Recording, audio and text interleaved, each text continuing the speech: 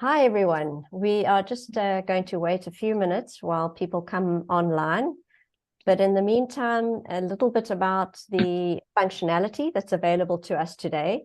We have opened up the emojis and the reactions. So if you would like to test it out now, and if you are happy to be here, clap your hands or do an outreach with the thing that explodes if you want to use those reactions. And if you would like to tell us where, if you'd like to tell us where you're from, yes, hi everyone. Let us know where you're from in the chat function. So the chat is open. It's for everyone to share. If you would like to connect with other people online or tell us a bit about yourselves, please put your LinkedIn profile on the chat function so we know where you're from, and what you're doing and what you're up to and how you feel about what's going on. But if you want to ask the panel any questions on the discussion today, please wait. Don't put it in the chat function because we're going to lose it with the number of people we have online today. Please use the Q&A function. If you can't find all of these functions that I'm talking about, click your Alt key, your Alt key on your keyboard.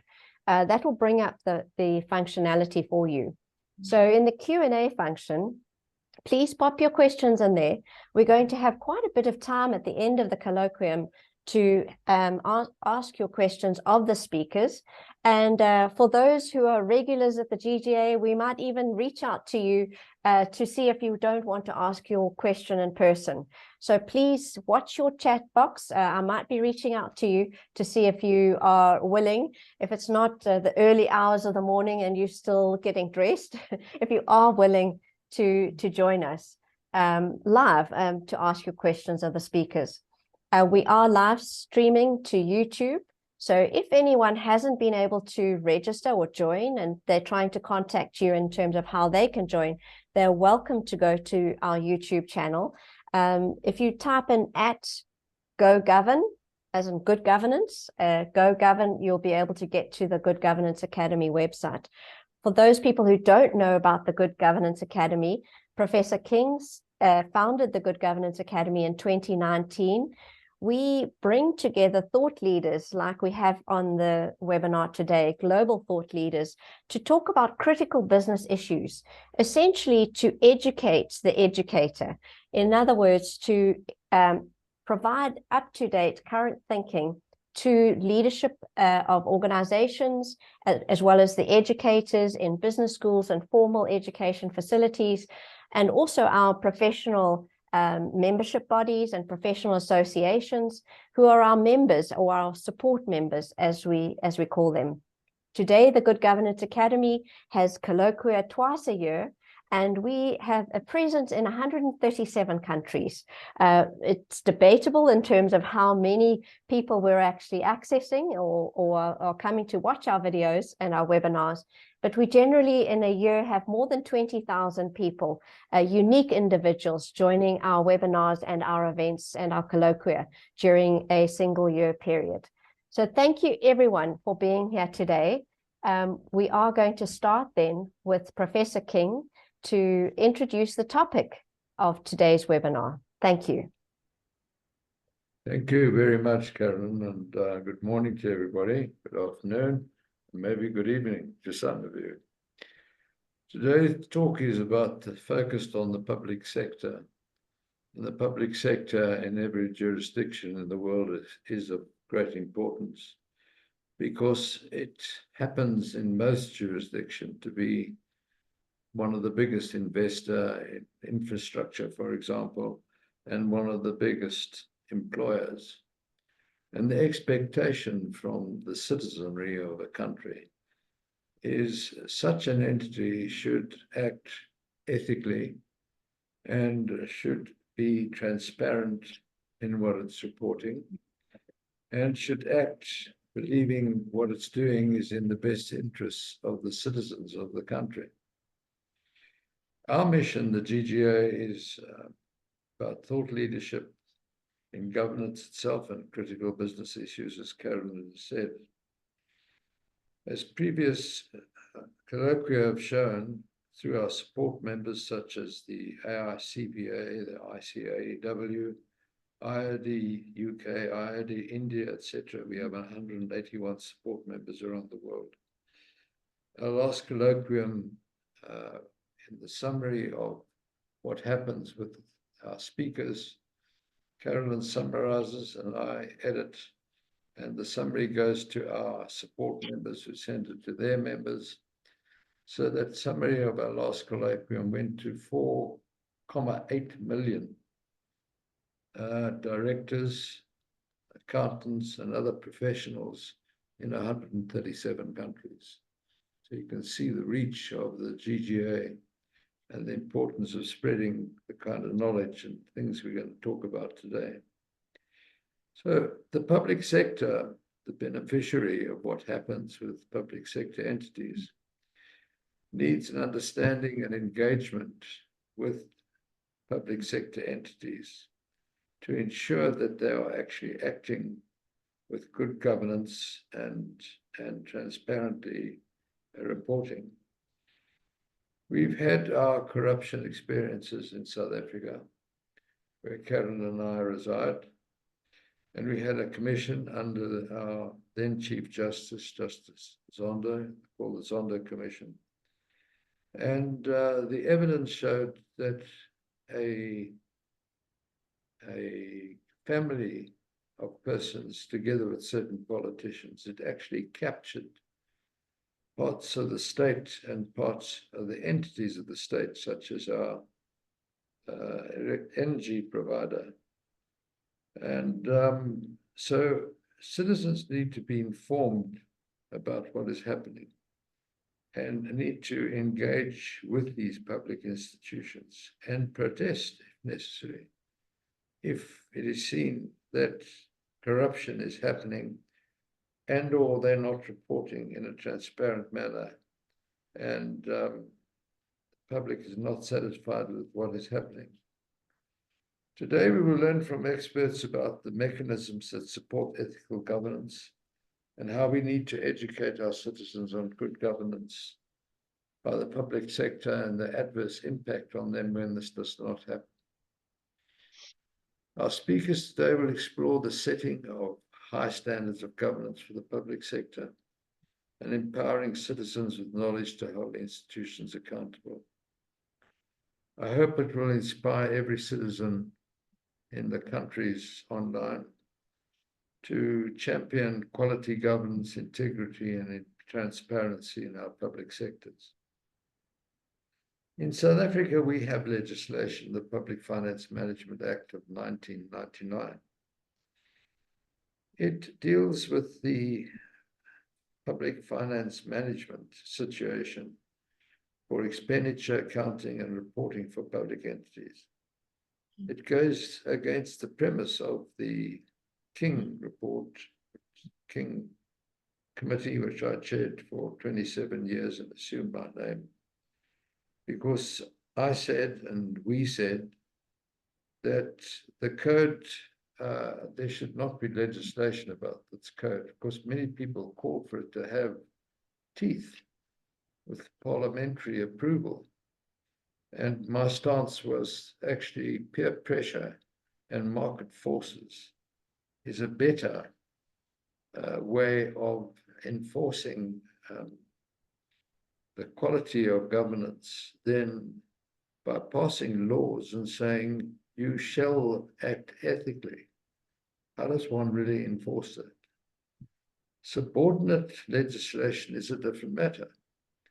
And that's why I approached the then chair of our Johannesburg Stock Exchange, Roy Anderson, and he agreed with me this was a critical aspect for our listed companies. And it became a listing requirement on the Johannesburg Stock Exchange, the King Code. The first report was novel in the sense we moved away from the primacy of the shareholder. We said that what the intention of the Companies Act and the common law situation of limited liability companies was that the board, which is the governance structure of the limited liability company appointed by the shareholders should be able to report in a manner that is clear, concise, and understandable. This was interesting because I was chair of the United Nations on Governance and Oversight and had many meetings in Geneva with the leaders of IFEC at the time, Goran Lindstrom and Bor, many of you will remember them. And we came to three conclusions. Firstly, financial reporting was critical, but on its own, clearly not sufficient, because evidence showed empirically and theoretically that the makeup of the market cap of companies in the great stock exchanges of the world, only about 20% of that value, market capitalization, was being represented in the financial statements. The rest was made up of what was then called intangible assets, then non-financial aspects, then ESG issues. So directors have to steer the company, because direct comes from the Latin word to steer. But when government is the sole shareholder, it's common to say about government is the owner of the XYZ public company. Well, research has shown, and teaching at Harvard, Cornell, Cambridge, other great academic institutions, that it's completely wrong to say that shareholders own the company, because they have none of the attributes of being an owner. The attributes of an owner is you can deal with the thing, you can break it, you can sell it, you can do what you like with it. But the shareholder cannot do that with the assets of the company, which are owned by the company. And of course, the company has its own liability. Hence, the shareholder has no duty or responsibility to the company itself. But if the shareholder is a financial institution or the government, they have beneficiaries, the citizens of the country, and they should make sure they're appointing directors with the necessary skills to carry out and the intent and the purpose for which the company has been formed. So the PFMA, unfortunately, has not worked, as I certainly predicted in the year 2000, when I said that one cannot legislate for ethics, and to take line by line as to how you should manage would result in time being spent on conformance instead of focusing on performance. And that's exactly what has happened. In our public sector institutions and public sector owned companies, we have a situation where there's a 10-year jail term for non-compliance. And so if you were a director or an official employed by a public sector company, you would also spend most of your time on conformance, with that sort of Damocles hanging over your head. So today we will learn from auditors general of their difficulties in auditing public sector companies. Are public sector companies going to source the necessary sustainability data in order to do sustainability reports, which over the next 2 years will become mandatory globally for international trade purposes? The EU has already mandated and legislated the double materiality standards. The IFRS has formed the International Sustainability Standards Board, which has effectively a single materiality standard, the risks and opportunities and impacts from just the financial sector. And with a principle of interoperability, that if you have impacts from inside the company on the 3 critical dimensions for sustainable development, well, you would look at how the GRI has got a standard and use that. to report on something material, because if you don't report something material, it has the same legal consequence as a false material utterance. So we live in a very changed world, a world that is crying out for us to fulfill our awesome responsibility as the primary creature on planet Earth, to ensure that it is sustainable, certainly by the end of the century. We cannot live in a world with constant temperatures of 40, 50 degrees centigrade. There's a reason for all the creatures on planet Earth. They form an ecological system which has kept the balance on the planet. And we, Homo sapiens, have interfered with that balance. We have taken waste and discharged it directly into rivers. That's flowed into seas and created dead zones in the seas. And this disabled fish to live in those areas. So the question is, can one legislate for ethical behavior? The answer is resoundingly in the negative. That is why I have always maintained that really it's an application, the original intellectual thinking, and an appreciation that the limited liability company is an incapacitated person, never to be touched because it's intangible, never to be seen because it's a legal fiction. And when you become a director, you actually become a guardian, as you would be the guardian of an incapacitated human being. And you have to care for the assets and the business affairs of the company. And so we have Auditor Generals today of the UK and South Africa who will be talking to us.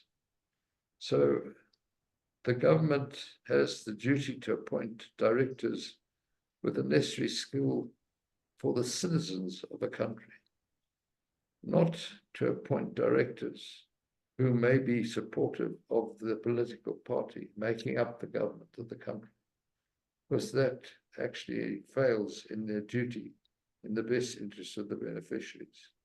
So today is a colloquium of critical importance globally. Thank you very much for listening to me. Thank you, Carolyn. Thank you, Mervyn. I'd like to now introduce John Blöndal.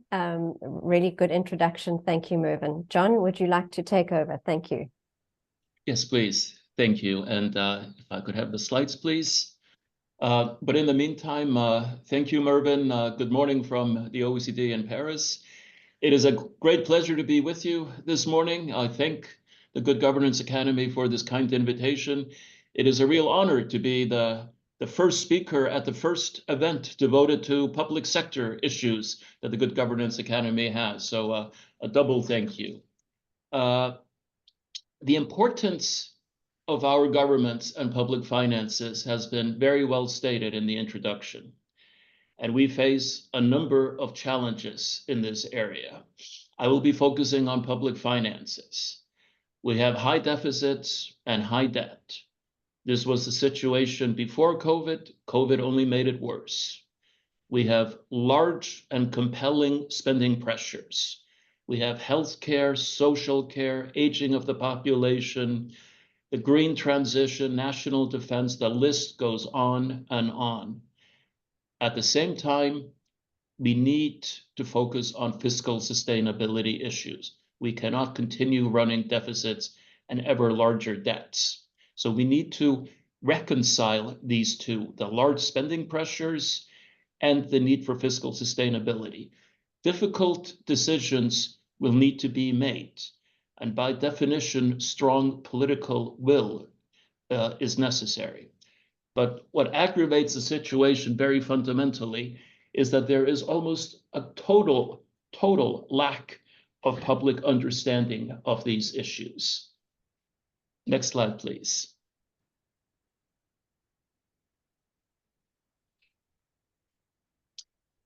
We believe the good governance of our public finances requires quality institutions, absolutely.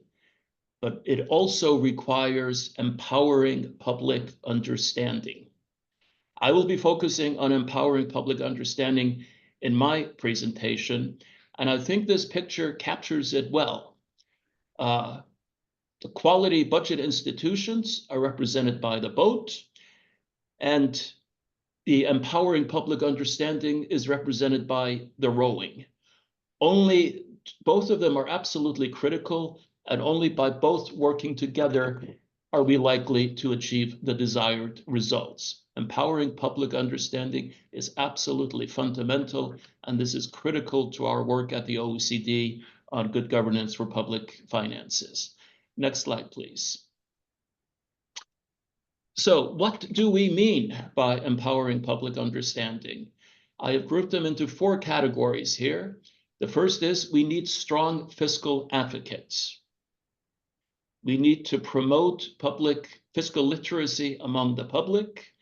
We need genuine citizen dialogue on these issues, and we need to use innovative communications to reach and interact with the public on these issues.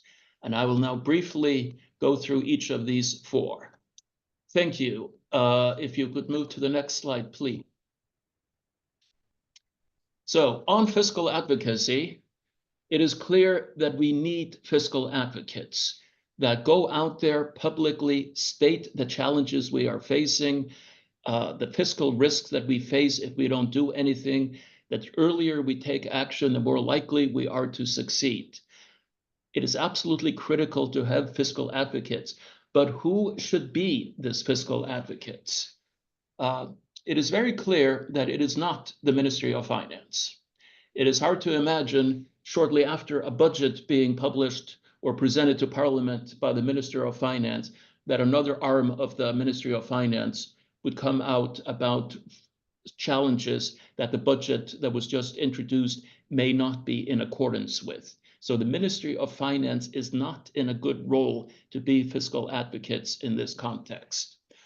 But we are lucky in our countries to have 2 types of institutions that are almost designed for this role: supreme audit institutions and independent fiscal institutions such as fiscal councils.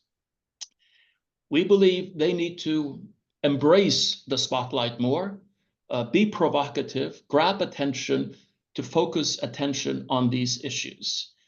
We have, however, observed in our work that there is a reluctance among these institutions to take on this role. They are, of course, exceptions to this, but in general, there is a reticence to embrace this role of fiscal advocacy among these institutions.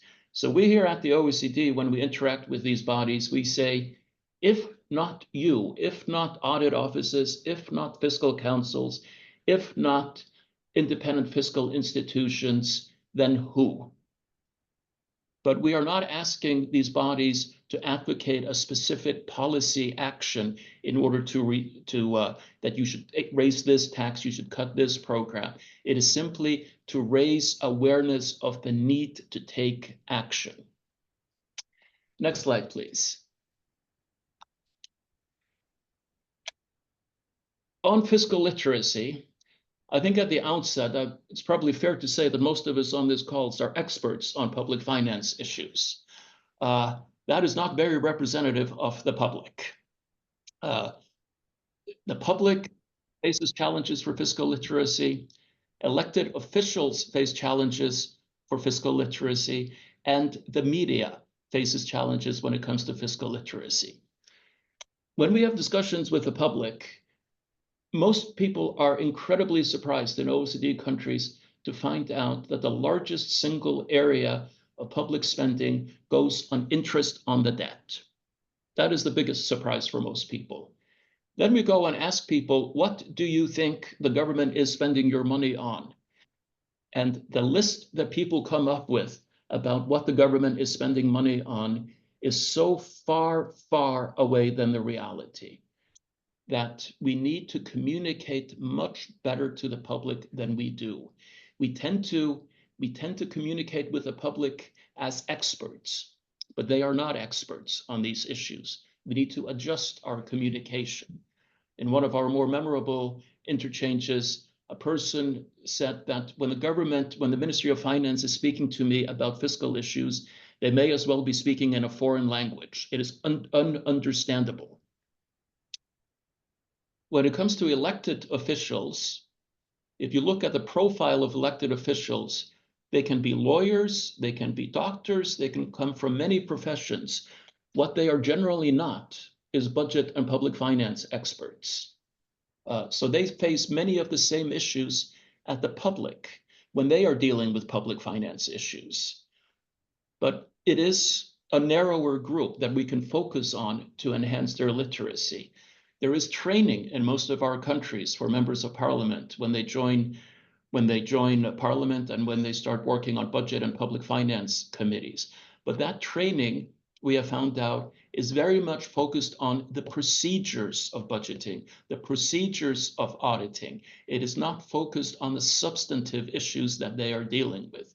So we believe we need to reorient the training for members of parliament, our interactions with parliament in such a way that we start discussing the substantive issues more. The media has a very difficult job. They face very tight deadlines. They are under a lot of pressures to do this, and it is very complex, these issues for them. There are very few media outlets that have experts on public finance, and those media outlets tend not to be the outlets that the general public reads. So the reporters, the journalists that are reporting to the general public on these issues often face the same literacy challenges. So targeted campaigns to help the media understand our public finances is absolutely essential. Next slide, please. When it comes to citizen dialogue, we need to give citizens a voice in this process. Very few citizens would know how to make their voice heard in this process. Sometimes it is because they are not aware of the processes in place, but in many other cases, it is because there are no processes in place. Parliaments, of course, play a key role here, and the committees of parliaments. And there is probably no aspect of public finances that varies more from one country to another than the role of parliament in the budget process. And I think if you look at parliaments that is strongly engaged with citizens, where each committee of parliament has hearings to focus on their specific areas of the budget, it invites citizens, it invites citizen groups, NGOs, citizens groups to come in, civil society groups to discuss the budget. It's an entirely different feeling you have around the public finances because citizens feel they have a voice. The public don't necessarily expect the government immediately to act on all of their priorities that they state in these discussions. The point is to give them an avenue to have a voice.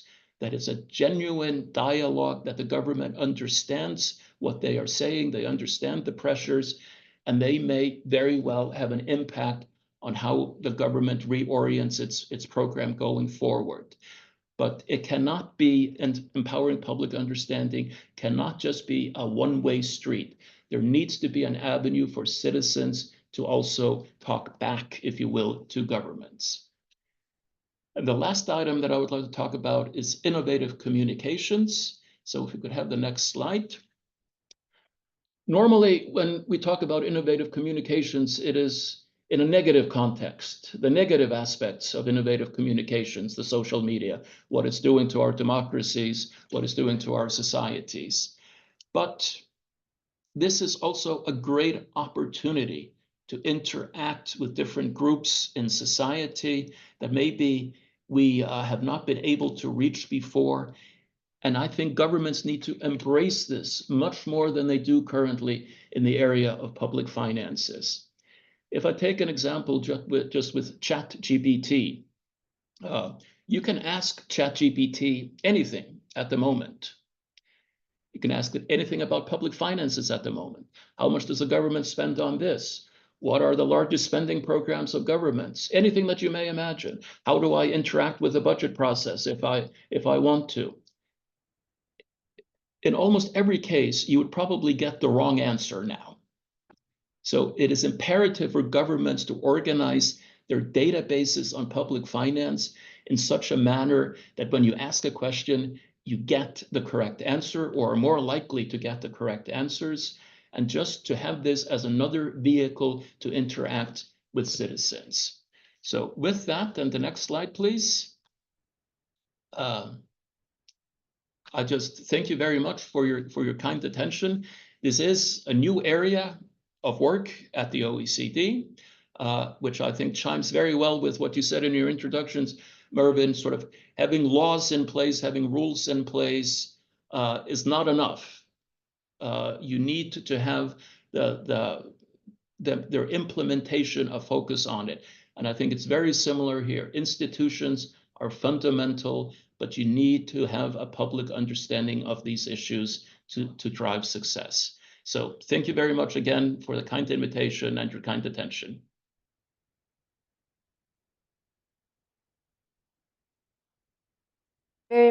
Thank you very much, John. It was really well received. I'd like to hand over the reins of the colloquium to Ian Carruthers of IPSASB, and he's got lots of new information he'd like to share as well. But thank you very much, everybody online. If you have got any questions, please remember to put them in the Q&A function. Any questions for John on his presentation? Thank you very much. Ian, over to you. Thank you very much, Carolyn. So I'm just going to start by sharing my screen, and if you can confirm that you can actually see the slides. Carolyn? Not yet. Mm-hmm. The big green button at Right, the bottom. okay. Sorry. Yes, it's coming online now. Thank you, Ian. Okay. And I will, during your presentation, I will make sure that they're shared online as well. Okay. So on the event page. Thank you, Ian. Thank you very much, Carolyn. So thank you very much for the opportunity to speak today. I'm here in my capacity as chairman of the International Public Sector Accounting Standards Board.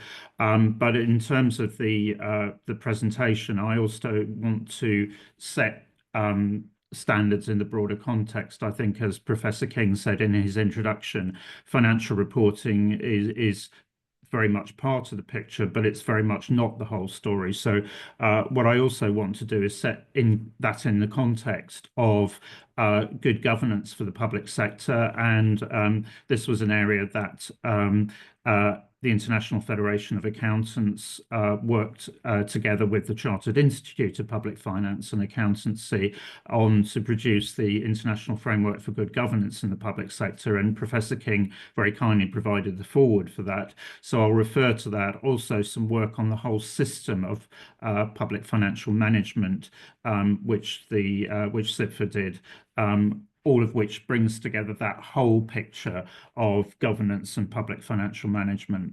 So if I start, and this is really where the strategic objective for the International Public Sector Accounting Standards Board is strengthening public financial management. And really that starts from the point that strong public financial management is essential, and it's all about trust fundamentally. And then all right, I'm just trying to move my screen forward, which doesn't seem to be working at the moment. If you click on the screen, okay, that's fine. It's moved. Okay, and really, because of the pervasive impact of public financial management, if you don't have strong public financial management, that is going to encourage waste, and money is not going to be used in the way that it was intended, in terms of encouraging fraud and corruption. Inevitably, if citizens see the public money not being spent well, they become less willing to pay taxes, and then of course you end up in a vicious cycle, because if you have less money, then that impacts on the ability to provide services and so on. So it's a downward spiral, and it's not just within the public sector. Obviously, government is a key enabler in terms of the rest of the economy. And as those effects ripple out, then you can see the perception in terms of external providers of finance as well. That increases the amount spent on debt. And I think that refers back then into John's comments about where money is spent. And this is all interlinked.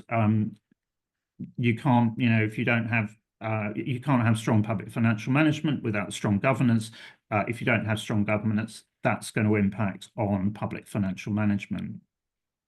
So this is where I move on and talk then about the International Framework for Good Governance in the Public Sector. Very much, and I think this has already been mentioned, when we were developing the framework, the key difference that we saw with governance in the public sector was the idea about acting in the public interest at all times. Absolutely one of the fundamentals to this. Then in the framework, what we were trying to do was actually say that good governance really depends on the organisation being clear on what its objectives are and how it is delivering its objectives, and then being accountable for its delivery of those objectives. So one of the key principles then is actually defining the outcomes, and it very much depends on this idea about inputs, outputs, and outcomes, and that links in with the ideas around integrated thinking and integrated reporting, and being clear about that those outcomes are set in the context of sustainability, not only financial sustainability, but also economic and social and environmental sustainability. And then having been clear about what is the organisation being there to do, that you should then think, okay, not actually how do I fit those outcomes to what the organisation is, but actually the organisation is then clear about how it configures itself in order to deliver. And that means not only services provided directly within the organisation, but those that are brought in from the outside, and that you need to make sure that the resources are not only financial, their relationship, their development of human capital, and so on. So again, this all depends on thinking about it in an integrated way in terms of how the organisation operates. And then this is where you start to link into ideas about strong public financial management, because you need standards, you need strong external, you need regular reporting, and you need assurance on that report. And then looking at this in terms of the whole system approach, which in the Sit for Whole system approach, it's directed towards delivery of outcomes. The premise there is that actually the fundamental is actually that you need accrual-based information. You really need to understand what the government owns, what it owes, what it is costing to deliver those services. Cash is not going to give you that. So the fundamental there is accrual-based information.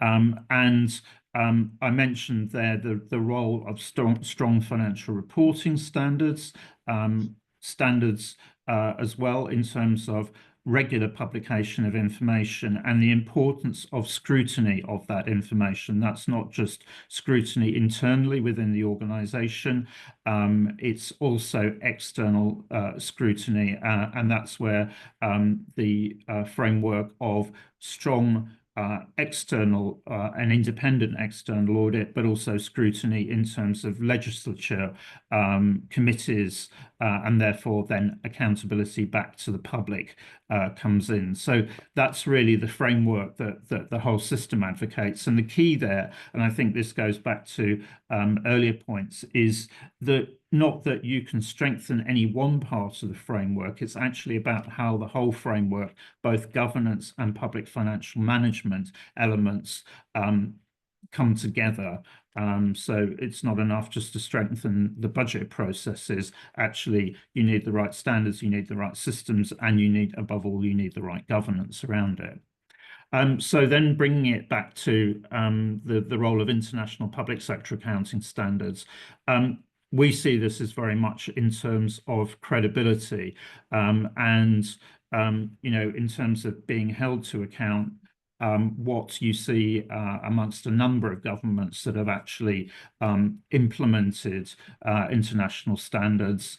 For example, the government in Colombia, as part of moving forward past its previous challenges, actually decided to implement international standards, IPSAS among those, because of credibility. They wanted to demonstrate the standards to which they were being held. So the importance of those standards being set by an independent international board, the importance of standards for the public sector being anchored in the relevant parts of private sector accounting. So not the plea that public sector is different, but actually making sure that where transactions are the same, they're accounted for the same in the same way as for other sectors of the economy, but equally that those standards actually provide the necessary public sector specificities and the necessary public sector perspective in order to provide a credible view. And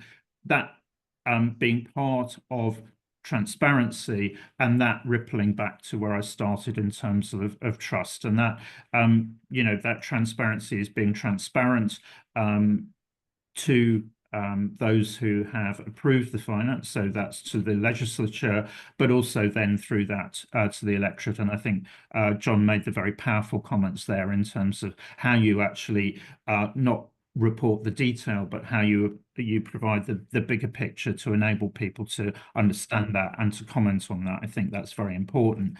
And then going to the point about the way in which the cost of servicing debt can actually very much crowd out other public services, that being important, that actually if you are transparent, if you are being held to account by international standards, that as IMF research has showed, will have an impact on your costs of raising finance. And it's not just about international comparability. That is absolutely crucial, comparability between jurisdictions, but I think it also has an important impact on the way in which jurisdictions, officials working within jurisdictions actually can provide an independent view, because it certainly, and I speak as a former government finance official, I think it is very helpful if actually, in terms of speaking truth unto power, you can actually say, these are international standards. This is not just something that I'm telling you that you need to do. This is actually, there is an international consensus on this, and therefore this is how we need to approach this. And so that helps with accountability, but it should also help with decision making. And certainly those are the twin objectives set within our conceptual framework in terms of the objectives of financial reporting from a public sector context. Now I want to finish off by just then talking about moving these principles out into the area of sustainability, and this is where Carolyn referred in the introduction to the recent publication by IPSASB of the draft of the first ever sustainability reporting standard specifically for the public sector. And in developing that exposure draft, we've very much drawn on all of this thinking, particularly thinking about outcomes. We have thought about the more general concept of impacts, and what we see is that outcomes are the direct impacts of government activities, in this case on climate, but again that could be on other areas, and very much it comes back then to accountability for delivery of those outcomes as a result of the activities of the organisation, and the efficiency and the effectiveness of that expenditure being driven by strong governance. And so the ideas in the draft sustainability reporting standard very much link with that, and the thinking behind it in terms of the TCFD framework, governance strategy, managing risks and metrics, of course, founded then on integrated reporting and integrated thinking. And I will just finally bring my session to a close by saying that the international framework that I referred to that IFAC and CITFA develops, which is incidentally the foundation for the work in Pathways to Accrual, which is an IFAC portal. We are in the process, the early stages of updating that to bring it up to date with thinking in various different areas and also to reflect experience in practice. And certainly if anybody is interested in getting involved in that, I would certainly be very pleased to hear from them. So with that, Carolyn, I will conclude my presentation. Thank you very much for participating in the being allowed to participate in the panel, and I look forward to listening to the other presentations and indeed to the panel discussion later. Thank you very much, Ian. I'd like to invite Ed to come and speak to us now. I'll just ask Evelyn if you could please share Ed's presentation. Thank you. Thank you, Caroline. And warm greetings to everyone from DC. I know you've all been listening attentively to Washington, DC in the past day or couple of days. Many thanks to the Good Governance Academy for inviting me to this event. In my presentation, I am going to be focusing on why and how governments should enhance governance and accountability. And towards the end of the presentation, I would like to link what I've said with supreme audit institutions and their role that I think is going to be the focus of the next session. Next slide.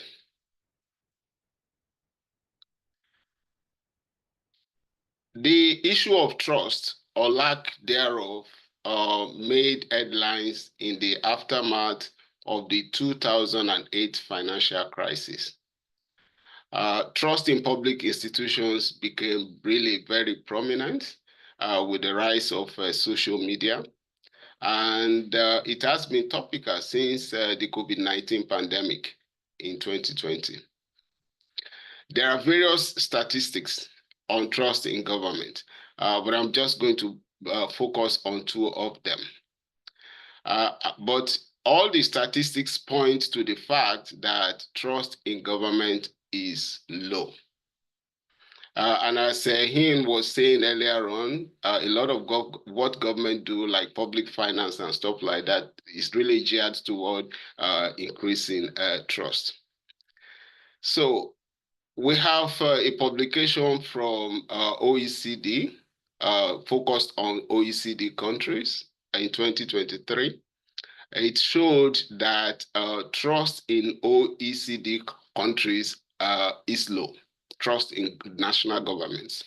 Let me give some highlights of the survey. About 39% of people that were surveyed said that they had high or moderately high trust in their national governments. 44% had no or low trust at all. Then we can also look at the statistical index, which is an online index. The global average, according to that index, for national government across the world is 51%.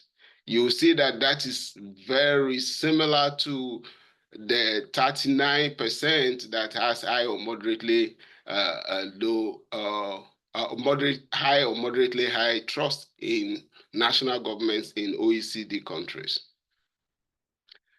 Then if you look at the slide carefully, you will see that there is a mix of Asia and Middle East countries like Saudi Arabia, China, United Arab Emirates, Singapore, and India above the global average of 51%.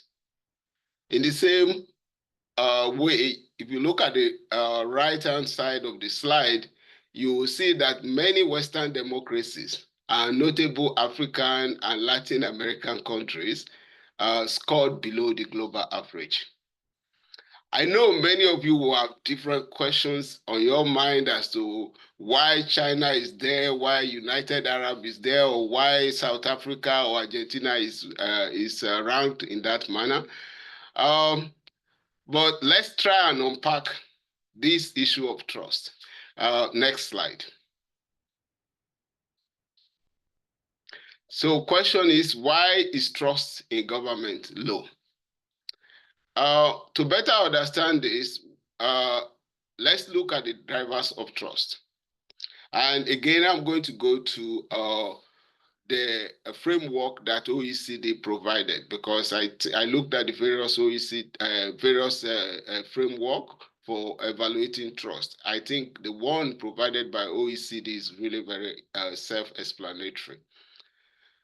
So OECD identified two key drivers of trust. The first one is competence. And by competence, it is, does a government, is a government perceived to be competent? And does it have the capacity to deliver the commitment? Or if we want to put it in a very layman language, is the government reliable and responsive? The second driver of trust that OECD identified is value. And that is whether a government is perceived to operate consistently with a set of values that demonstrate integrity, openness, and fairness. For example, is the government consistently telling the truth, protecting citizens' rights, and improving lives of all citizens? So those are the really key drivers of trust. But there are some underlying issues, okay, that can affect these drivers of trust. And if we look at them, they are really public perception on governance issues. And let me just highlight a few of them. One is accountability of governments to its citizens for policies, for actions, and for public finances. I think John and Hian already talked a lot about public finances, among other things. A second aspect of a governance issue that can also affect trust is openness of government to its citizens about its policies, actions, and finances. And the previous two speakers spoke about that as well. And Mr. King also talked about that in his opening remark. A third governance issue is involvement of citizens in the political process and decision-making, as well as monitoring of public service delivery. A fourth important aspect is government effectiveness. And this is how well a government performs its intended function, including the quality of its public services, the quality of the civil service, and the quality of policy implementation, as well as government's commitment to improving all of this. And lastly, the impact of government's policies on people's well-being. For example, the impact of government's economic policies on citizens' standard of living. The perception of all of this will drive trust one way or the other. Next slide. So we could ask, does trust really matter? Or does it matter that trust in government is low? My response will be yes, it matters a lot. And why? Trust is critical for governments to be legitimate and effective. Trust is really the foundation upon which the legitimacy of public institutions is built. And without trust, governments will find it challenging to maintain social cohesion and development in a country. Trust is also important for the successful implementation of a wide range of public policies that depend on behavioral responses from the public. And you will know that a lot of government policies depend on behavioral responses from the citizens. We see that, for instance, in the COVID vaccine program, where many people refused and are still refusing to take the vaccine in many countries. Also, public trust can facilitate greater regulatory and tax compliance by individuals and corporations. In countries where there is low trust in government, you find poor compliance among citizens and corporations with various regulations and tax policies. In fact, it has been argued that trust is not only an indicator of success, but trust is one of the ingredients that make success possible for a government. Next slide. So in a country, you can either have bad or good governance, and this will lead to high or low trust and can put the country in a vicious or vicious cycle. A vicious cycle can be expected in a country where, due to bad governance, citizens have low trust in government, thereby affecting government's legitimacy and consequently the ability of government to maintain social cohesion and development. Also, with impact on government's ability to implement its policies and to secure compliance with its regulations. And this in turn can lead to further deterioration in governance. So that's what the diagram on the left-hand side is trying to explain or illustrate. Alternatively, we may have a virtuous cycle where good governance in a country results in high trust in government, thereby making the government even more effective and legitimate and leading to even better governance. It should therefore not be surprising that trust is increasingly identified by leaders and analysts as the potentially missing element for better government performance and building a healthy and prosperous society where individuals and corporations can thrive. Next slide.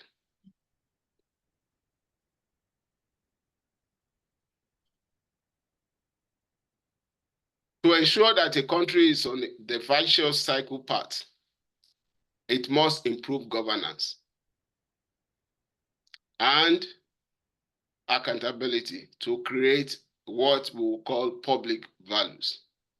But what does that really entail? That is this process of creating public values. A government must appreciate that citizens have certain expectations of their government.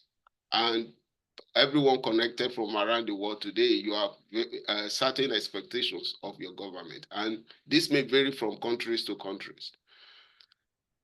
And governments also have to appreciate that citizens' expectations are somewhat dynamic. They are increasing and they are changing over time. I mean, depending on the generation. The digital generation have various expectations of government and the way they expect those expectations to be met. With that understanding, governance and accountability should aim at creating public values that meet citizens' expectations. And these public values include, I will just identify 5 areas in the interest of time. First, achievement of desired outcomes, such as social, economic, and environmental outcomes. I think in various countries, we have environmental outcomes relating to climate change. We have social outcomes relating to health, education, economic outcomes as to the rate of inflation and various other aspects. Then another important aspect of public value is efficiency. And this includes the agility of the bureaucracy, value for money in government, absence of rent seeking from government officials in the conduct of government business, and so on and so forth. A third aspect of public value is accessible, responsive, and quality public services. We all want that. A fourth aspect is transparency about government policies, actions, spending, and processes. And I think the earlier speakers have touched on transparency, and you hear more about that also as I continue with my presentation.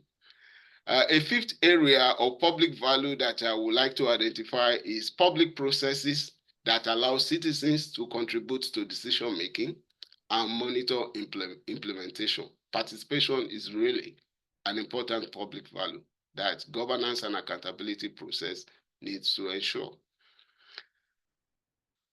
Now, we have to understand that governance and accountability really are about getting certain things done or achieved. It is not an end in itself. It is really a means to an end. Therefore, governance and accountability must clearly focus on creating public values. That is outputs and outcomes that are for the common good and which will help government to earn the trust of citizens. And this can be specific to countries. And this may explain why, for instance, you have China up there, Singapore up there, and you have Argentina, South Africa, very rated low in the slide that I presented earlier. Next slide, please. Now, let's look at some aspects of governance and accountability that countries may focus on improving.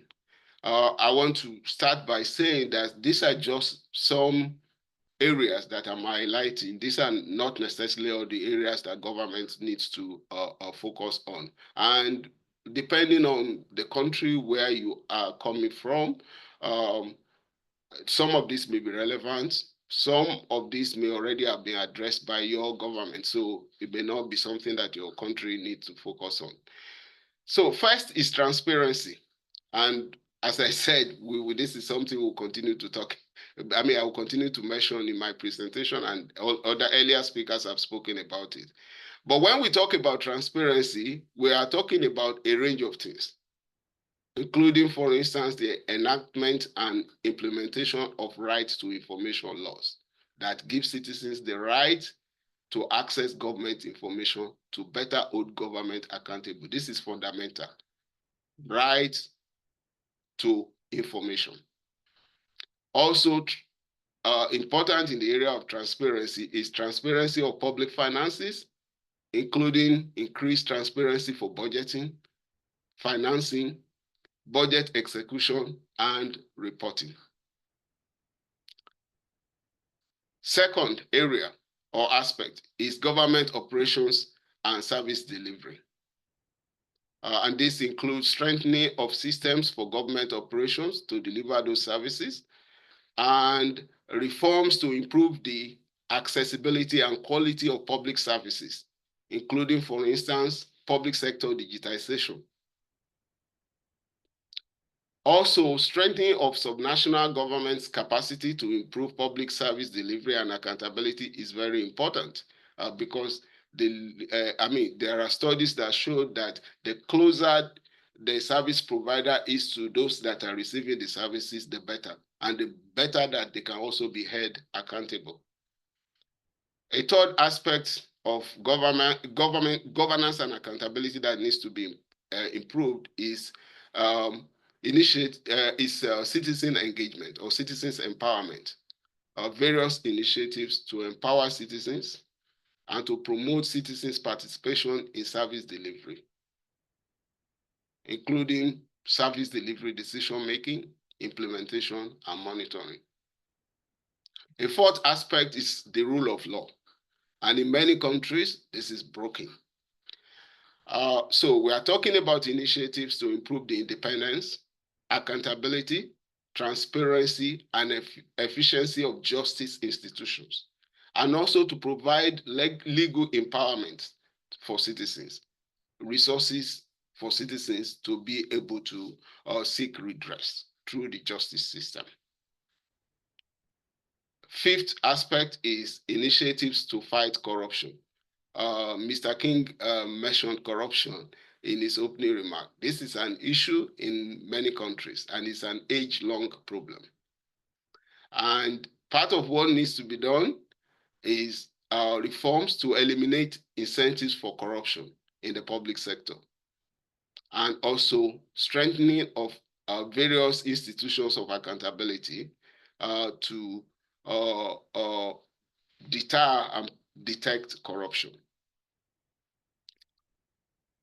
And the sixth aspect that I will identify are reforms to strengthen public accountability pillars, including, for instance, enhancing the legal and operational independence of civil society organizations, anti-corruption bodies, the media, supreme audit institutions, and others.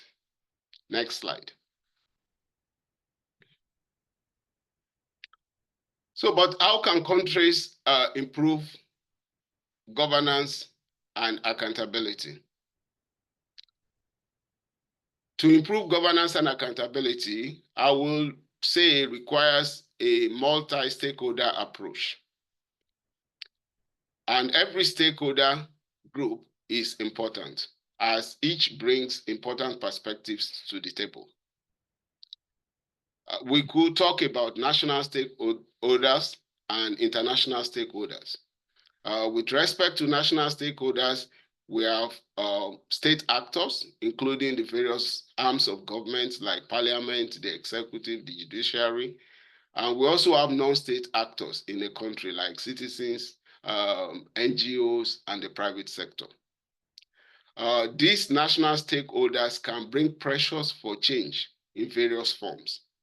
They can also contribute know-how in terms of what needs to be done, and they can also be involved in designing and implementing reforms to improve governance and accountability. I mean, in a number of countries where governance and accountability are being effectively improved, you have the concept of co-creation, where the government works with civil society organizations and other stakeholders to co-create reform and implement and monitor those reforms. There are also international stakeholders like the multilateral organizations, including the United Nations, international financial institutions such as the World Bank, the IMF, and regional development banks and other governments. I know you, the participants who have various views about these institutions, but I want you to be aware that there is a lot that these institutions are doing to really support governments to improve the lives of the citizens. You also have other governments as part of these international stakeholders that can contribute. And these international stakeholders can help with convening, and they can bring critical knowledge and financing to the table. Next slide. Let me now illustrate the support that international stakeholders can provide with how the World Bank is supporting countries to strengthen governance and accountability. So, with knowledge, financing, and convening, the World Bank is supporting countries in various aspects of governance. I will just give some examples here. For instance, in the area of transparency, we are supporting countries to improve transparency of public finances, working with various stakeholders.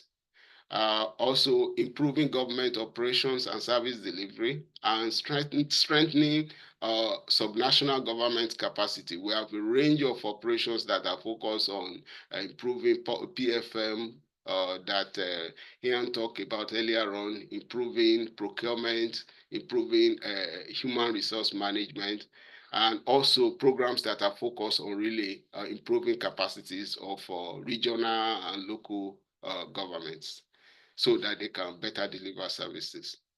Also, initiatives that are focused on civic engagement, initiatives focused on improving respect for the rule of law. We're also supporting governments to tackle the issue of corruption. And we have programs that are focused on strengthening various public accountability pillars. For instance, later on, we'll be talking about Supreme Audit institutions. We've done a lot on this in various countries. A few years ago, we even started publishing an index on the independence of Supreme Audit institution, just to trigger debate about what governments are doing to improve the independence of Supreme Audit institution, which we think is very critical to their performance. The bank has launched various initiatives to support countries. Some initiatives cover many aspects of governance and are tailored to a country's specific needs. I can't, in the interest of time, I cannot list all of these initiatives that the World Bank has launched to support governance and accountability, but I just want to give one example. And that example is the GovTech initiative that supports public sector digitization and focuses on the following aspects, among other things.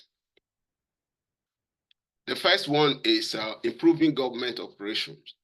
And this is done through digitizing systems for public finance, procurement, human resource management, government workflows, and more.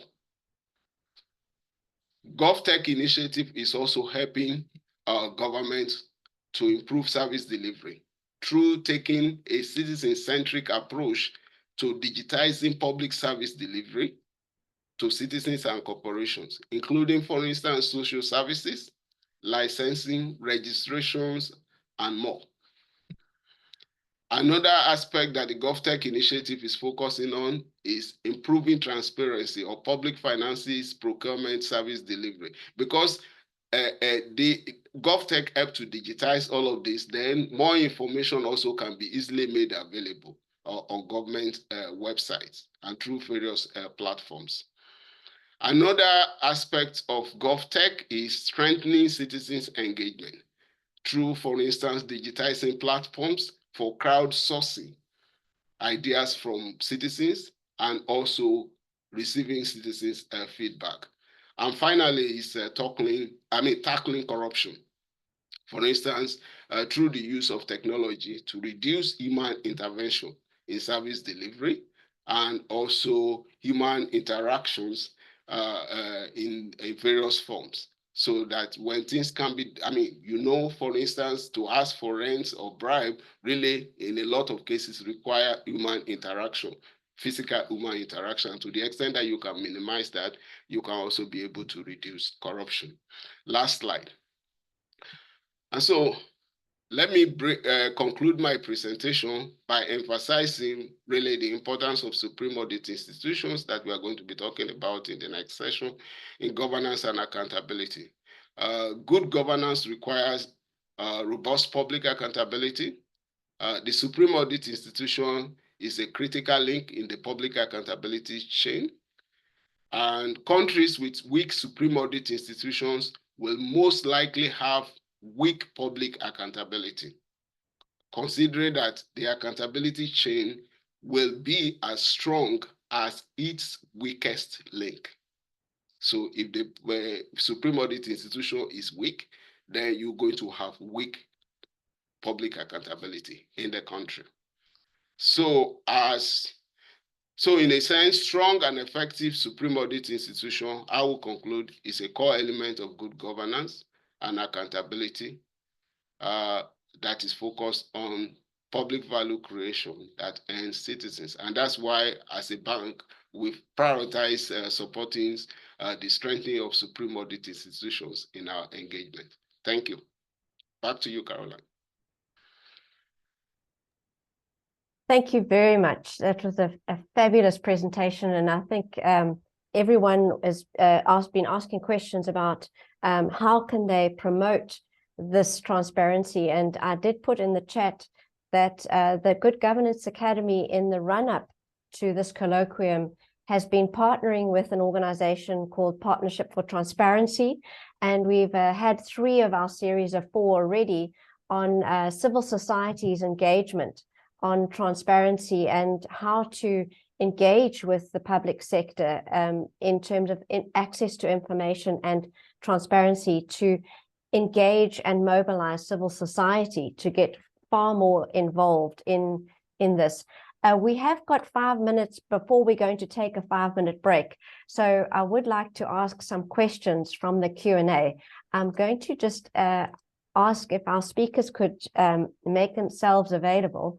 The one thing, and I think, Ian, this is for you, from Lakshman, can you inform whether there are standards for maintenance of proper accounting records and development of skills of public sector accountants, which is currently very weak? So thanks for that question. I mean, I think in terms of the actual detail underlying the account, the accounting records and so on, certainly our standards don't go down that deep, but by implication, actually, the international standards, both for reporting, the IPSAS, and also the audit standards that will be used by the international, the supreme audit institutions in doing the audit, do actually build off that record keeping. So that is absolutely the fundamental, and certainly, if the big difference between cash-based reporting and accrual-based reporting is fundamentally understanding and having an asset register, understanding your liabilities, having strong records of those, and not only actual liabilities but contingent liabilities. In terms of the standards in terms of professional education, very much it depends on what's appropriate in terms of the level of skill required. I think there is a perception in terms of a jurisdiction moving to accrual reporting that means that everybody needs to be a qualified accountant through a professional accountancy organisation that is a member of IFAC, and that comes with membership obligations in terms of not only application of standards but also ethics and fundamentally a rigorous qualification up front. But that's not necessary for everybody. That certainly needs to be present at appropriate levels in the system, whether that's the standard setting function or whether it's qualified chief financial officers. What is important, I think, is that there are also other appropriate levels of qualification throughout the system. And it may well be that if you look at, say, for example, widespread qualification through accounting technician qualifications can be appropriate for various people. Also, not everybody needs to know the details, so it may well be that there are various international certificates provided through professional accountancy organisations that are appropriate. Also, perhaps more general training, for example, for those that need to actually, that participate in the relevant governance and audit committees. So I think it's important then to think about what level of knowledge is actually required in order to be able to exercise the function. And I've given various examples of the different levels of accreditation, and some of those will be available at national level. Some are provided, through international institutions. I hope that's helpful. Yeah, thank you, Ian. And that also answers Neil's question in part from Neil from India in terms of the expertise and just growing in terms of fiscal literacy. A quick question to Ian, sorry, not Ian, John. We've got, and I don't know if this is something that you have off the back of your hand, but do you have any examples of countries where there is a good process of budget oversight that does involve citizen bodies? So in terms of that transparency and disclosure, we did have in the chat function an example of Dubai. Somebody said that the Dubai process was very easy to read in terms of the budget. But is there any specific examples that you would like to call out, or perhaps some specific practices? I mean, in terms of citizen dialogue focused on parliaments, if you take, for example, Sweden, there the budget is introduced at the end of September, beginning of October. And it is essentially the only item on the agenda of Parliament until it is passed in December. The budget committee looks at the aggregates, their impact on the economy, and it focuses on dividing the budget into the various sectors. And then those sectors, for example, the budget for the Ministry of Education, that goes to the Education Committee. And each of the sector budget goes to the different committees, and they hold various hearings where they get the opinions of everyone on it. There will, of course, be representations from the ministries there as well, but it is to get the opinions of everyone. The budgets have some freedom, the committees have some freedom to reallocate money within a certain ceiling that they are set. But I think the overall is that this is a wonderful way to get input from people that may inform choices and the direction of spending going forward. Thank you. That's very helpful, very useful. There are many examples out there, but they're all isolated. If they could all be brought together and one country implement all of them, we'd be in a wonderful place. Yes, thank you very much. We're going to take a 5-minute break, so actually 4 minutes now, just to catch a body break, a cup of tea. Thank you very much for that, John. Thank you, Ian. Thank you, Ed, for your presentation. We are going to save your questions, Ed, for the end of the after the panel discussion. But in the meantime, I thought it would be interesting. I'm going to launch a poll to see. We always talk about diversity. I don't know if you could see that poll yet. We always talk about diversity, and one of the diversity factors that we're not so on top of is our intergenerational diversity. So quite an interesting question came from one of the attendees today in terms of what intergenerational diversity do we have on the call today.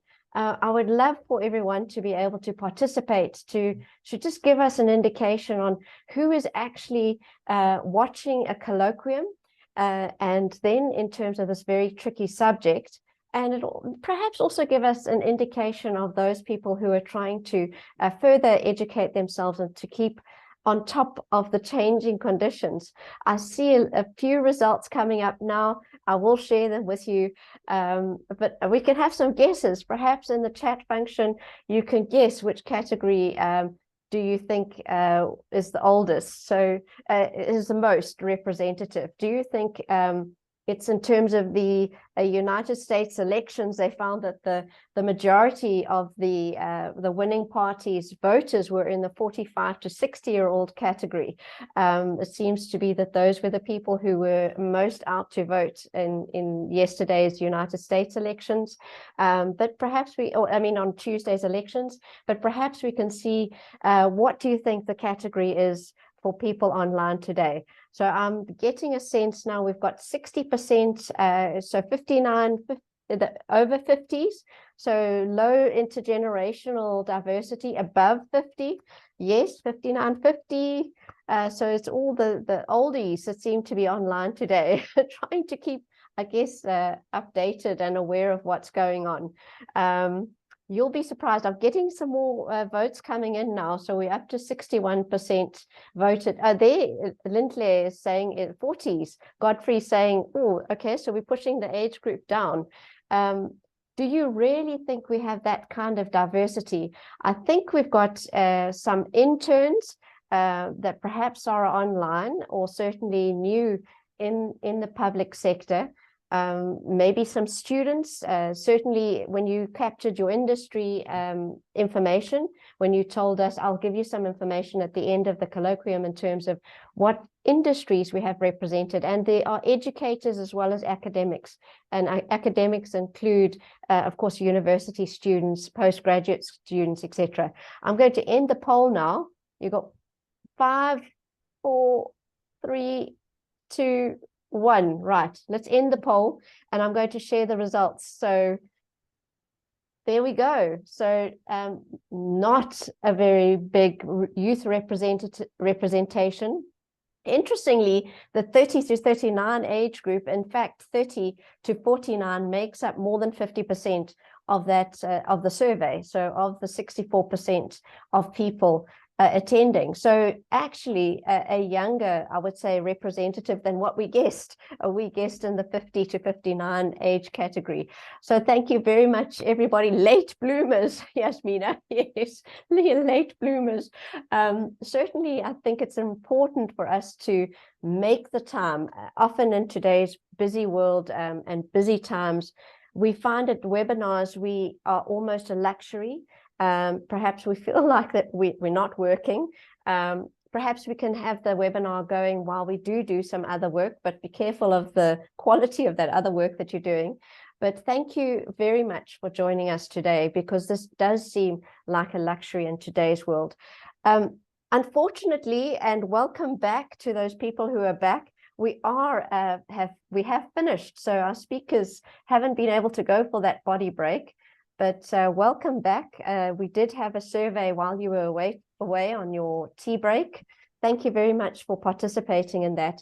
I'd like to hand over to our chairman of the Good Governance Academy.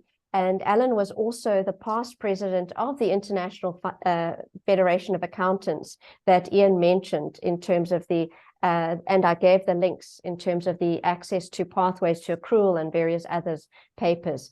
So thank you, Alan. Alan is going to introduce our panelists and launch into our panel discussion. Thank you. Thank you very much, Carolyn. And I think it's fair to say that the 20 to 29-year-olds are extremely busy, either studying or looking for their new jobs or starting their new jobs. And of course, they're going to be the ones that make the world a better place. So I think they're probably better off doing what they're doing today than joining us, although I'm sure if they've got some time, they'll be able to follow this on the recording later on. So first of all, let me start, just by thanking everyone for being here. We started out at about 540 participants, and we've stayed above 660 for the past hour, which is a fantastic participation and attendance. I thank all of you for doing that. And I'll come back, later on when I make my closing remarks. But just say that I first met Tsakani 2 years ago in Johannesburg. It was just over 2 years ago in September 2022. And I met Gareth in London about a month ago on the 8th of October, so exactly a month ago. And I have to say that I was really inspired by them as individuals, but also by what they do and the importance of the work that they do. It's not obvious to a lot of people what, controllers and auditors and accountants general do. But I think it's very important, to have them with us in this conversation, particularly as this is, of course, our first colloquia focusing on the public sector. So thank you very much. You're busy people under a lot of pressure, and the fact that you could take so much of your time to be with us today is really very, very much appreciated. So thank you. Before we begin our discussion, maybe I could just please ask you just to briefly introduce yourself. So let's start with Tsakani.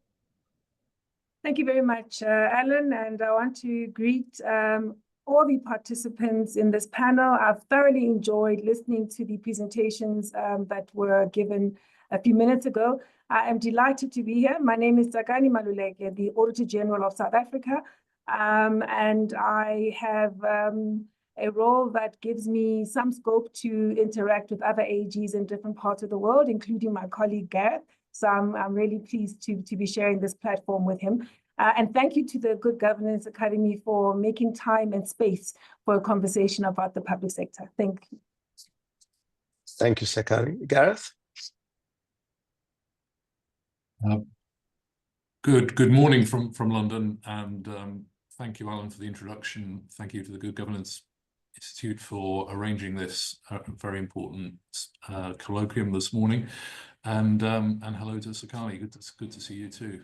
I've really enjoyed the discussion so far. I'm the Comptroller and Auditor General of the National Audit Office, which is the audit body for the United Kingdom. So my job is to audit everything that government spends in the UK. So auditing the accounts of every part of government, but also producing reports on how well the money is being spent. So that's our value for money or performance audit work. So those two streams of work keep us very busy. I have around about 900 colleagues in the organisation in the UK, and we audit around about £1.5 trillion worth of spending every year. Thank you very much, Gareth. So let's just kick off. This is going to be a conversation that we're going to have, the three of us. And of course, no doubt will lead to some questions, which hopefully we'll be able to address later on. So maybe I could just start just to explain, ask you, what do auditors general do? What are your roles in the UK and in South Africa, and how you hold the public officials and, sort of politicians to the highest standards of accountability? Tsakani, may I start with you? Thank you. So South Africa's Supreme Audit Institution, which is the AG's office, we often refer to it as a SAI. We aim to strengthen our country's democracy. We're an independent institution with a mandate that's derived from our constitution. And we're here to audit all of the public sector. Every single public institution, whether they operate at the local level, the provincial level, or the national level, whether they're a department or a public entity, our job is to audit and report transparently on how they have managed their finances. In the course of our audits, and we audit all of them every single year, in the course of our audits, we look at critical areas, starting with financial information. We give an opinion on the credibility of financial information. And here it's about confirming whether the financial report is prepared in a manner that's consistent with the reporting standards that have been sanctioned by the National Treasury and standards set by an independent accounting standards board. The second area of our annual audits covers service delivery information, performance information. And it's really about giving a sense of whether or not the information that's being prepared and presented around how that institution has delivered on the predetermined performance objectives, whether or not that information is credible. And that's quite important, especially for a public institution, because those predetermined outcomes are informed by the budget allocations that were agreed upon at the beginning of the financial year. The third part of our work looks at compliance, whether or not the rule of law has been observed in the course of deploying public resources, particularly the laws that relate to financial management, and especially the laws relating to procurement, public procurement, whether or not the key priorities on how public procurement ought to be run, whether or not those have been achieved and observed over the course of dealing with financial resources. The other part of our audit deals with us giving a statement on the state of internal controls in every environment where we audit. And that gives a sense of how the capacity or the capability of an institution is being preserved or being built by the people that are entrusted to run that institution. So when we audit in this way, we support those that actually run institutions with information that helps them drive the type of corrections that will, on an ongoing basis, build the institution and improve how they run public affairs. We also, because we publish our audit reports, they form the basis of our briefings and engagements with Parliament, so that every single person that's got responsibilities on financial management, whether they are running a public institution, whether they are responsible for it as a member of the executive, and whether or not they are in the oversight mechanism in Parliament, they benefit from our work because we are able to report to them and engage with them in a way that's independent and informed by credible information. So that's really our contribution on what we've done and what we continue to do with the team that I lead of 3,600 people, because we do have to audit almost 1,000 audit institutions across the country every single year. And through our work, maybe if I can just add, through our work, we aim to give information and insight on how individual institutions are running, but because we can see everyone, we can look across sectors, we can also look across spheres of government. So we have a unique vantage point that gives a view on how the whole of government is operating, so that when we go to the national executive, we can talk to them about where the pitfalls are and how they can improve the quality and efficiency of spend. We can highlight where the risks are in terms of the things that need to attend to if they're going to get the outcomes that they require. And at the end of the day, we can tell citizens how the resources that have been put in the custody of government are being deployed for their benefit or not? Thank you, Tsakani. That's a huge ask, but we'll come back to some of the sort of the challenges, the opportunities, and things later. But Gareth, my turn to you with the same question, please.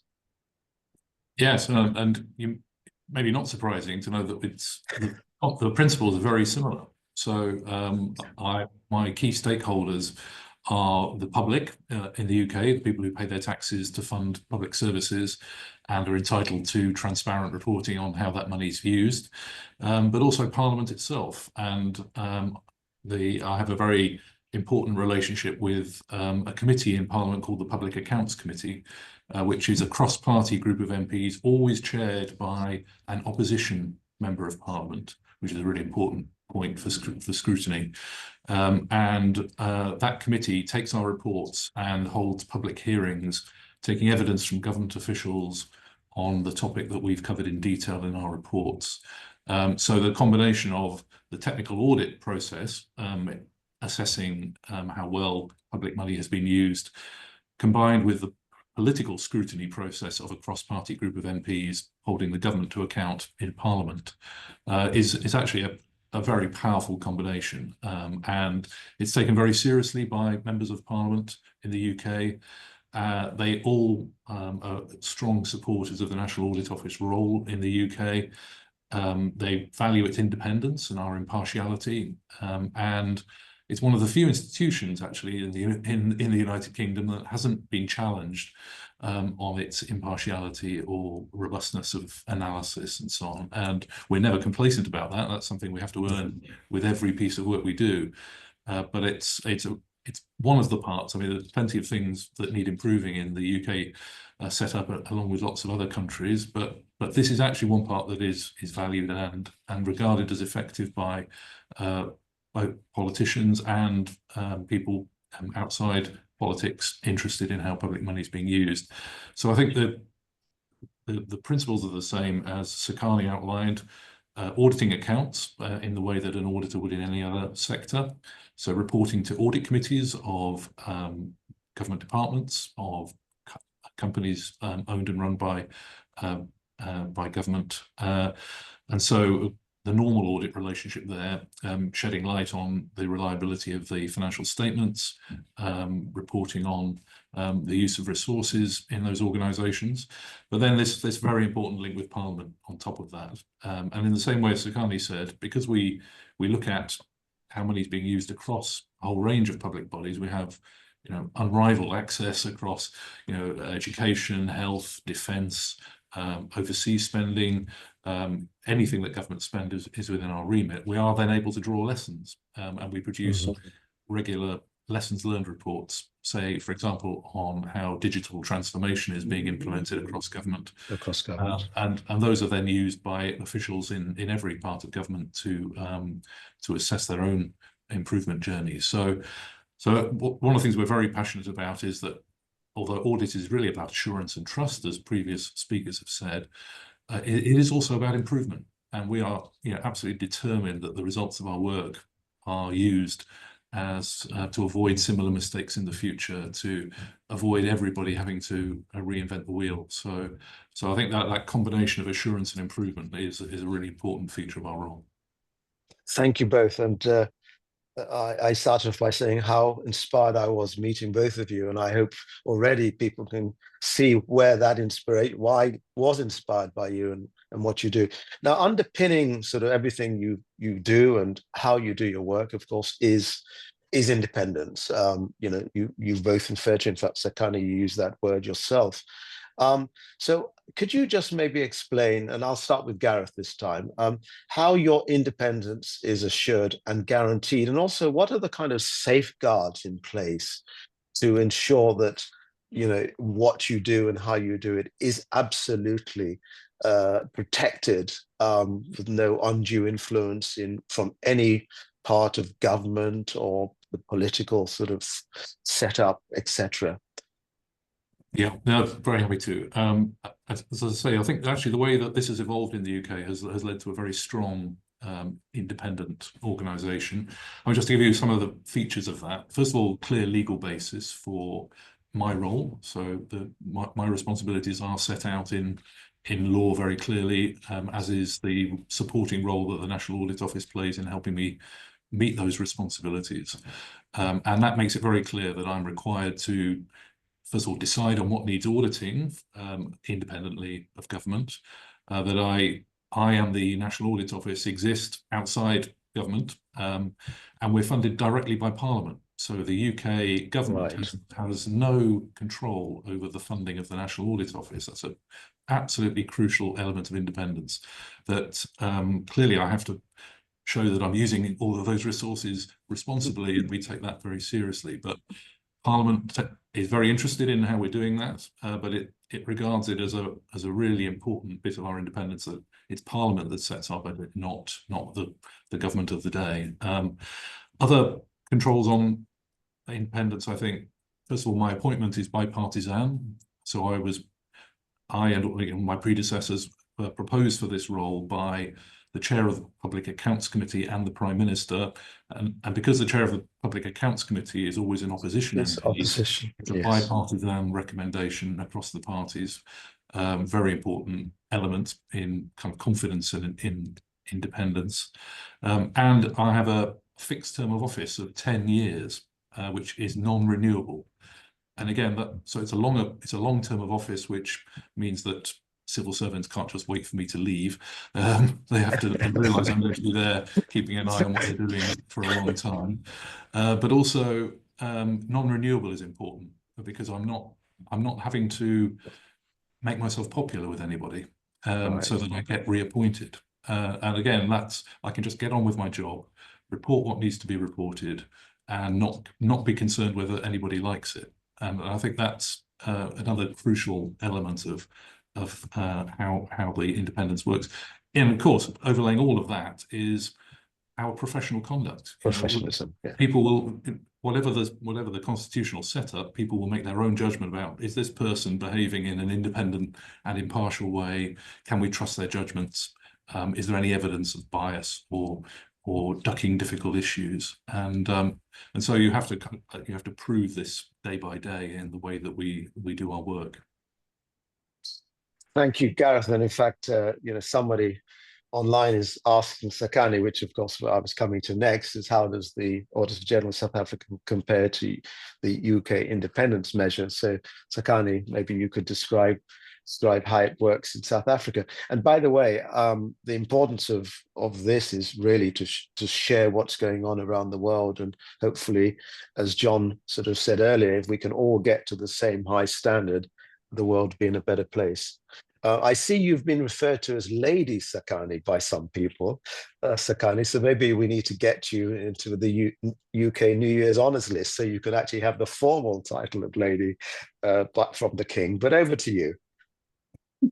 I think I best maintain my relationship with Gareth, because I too have a fixed term. I have 7 years, also just long enough.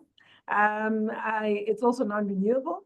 I'm appointed through a similar process as what Gareth would have described. Here, there's also a multi-party committee of Parliament that runs this process. They advertise, they shortlist, they interview, and it's all done in the full glare of the public. And at the time that I'm now appointed, it is indeed for a tenure that's known, it's fixed, and it's clear. The Constitution provides for very clear imperatives around security of tenure. So there are specific grounds on which I could be dismissed, but I can't be dismissed simply for doing my work, which is really important, right? It allows me the space to do what I'm supposed to do without fear, without favor, and without prejudice. And indeed, my impartiality is then guaranteed. I also, like anybody else, would have to keep earning that independence, right? South Africa has this constitutional and legal framework and practice that guarantees independence, so much so that the World Bank has rated South Africa as one of 2 countries that enjoys full independence based on their criteria that is internationally recognized. It's the same rating that Ed referred to in his presentation earlier on. Our job as South Africa is to ensure that we continue to earn this independence by operating in a way that's ethical, where we deliver quality work that's credible, but also ensuring that we deliver relevant work. And for us, that's important. It's crucial that we keep challenging ourselves as South Africa to be responsive to the moment, to understand what's required for us in any particular environment, and really stretch our mandate so that we do add value into the accountability ecosystem. We give full expression to the promise that comes with an independent and effective Supreme Audit institutions. One of the things that really stands us in good stead is that we're able to raise our funding through our audit fees. So we charge audit fees to everyone that we audit, and then we collect. That gives us a level of independence that certainly allows us to plan our affairs properly and in the long term. Of course, like anyone else, we'll also have to demonstrate that we're using those monies in a way that's responsible, and we're also subjected to scrutiny. So we do the same things we expect of everyone else. Our own governance arrangements have to be top-notch. Our own, the audit process that we're subjected to has to be the same as what we expect of other people. We table our annual report and audit report in Parliament, and I engage with Parliament directly on who conducts oversight and how I'm running the office, so that at least there is that level of accountability and transparency as well. But I wanted to say that another good pillar is that we're able to hire our own staff. That's an area that sometimes gets neglected. The idea that a Supreme Audit institution can actually run its own affairs in building their capability that they need to run the institution. So hire their own people, have their own human resource management practices, make sure that they have the type of capability that can help them execute with excellence. Yeah. Thanks, Tsakani. So Gareth, you're now Sir Gareth. I don't know if you saw that popping up on the screen. That will come in time. I'm absolutely certain of that. I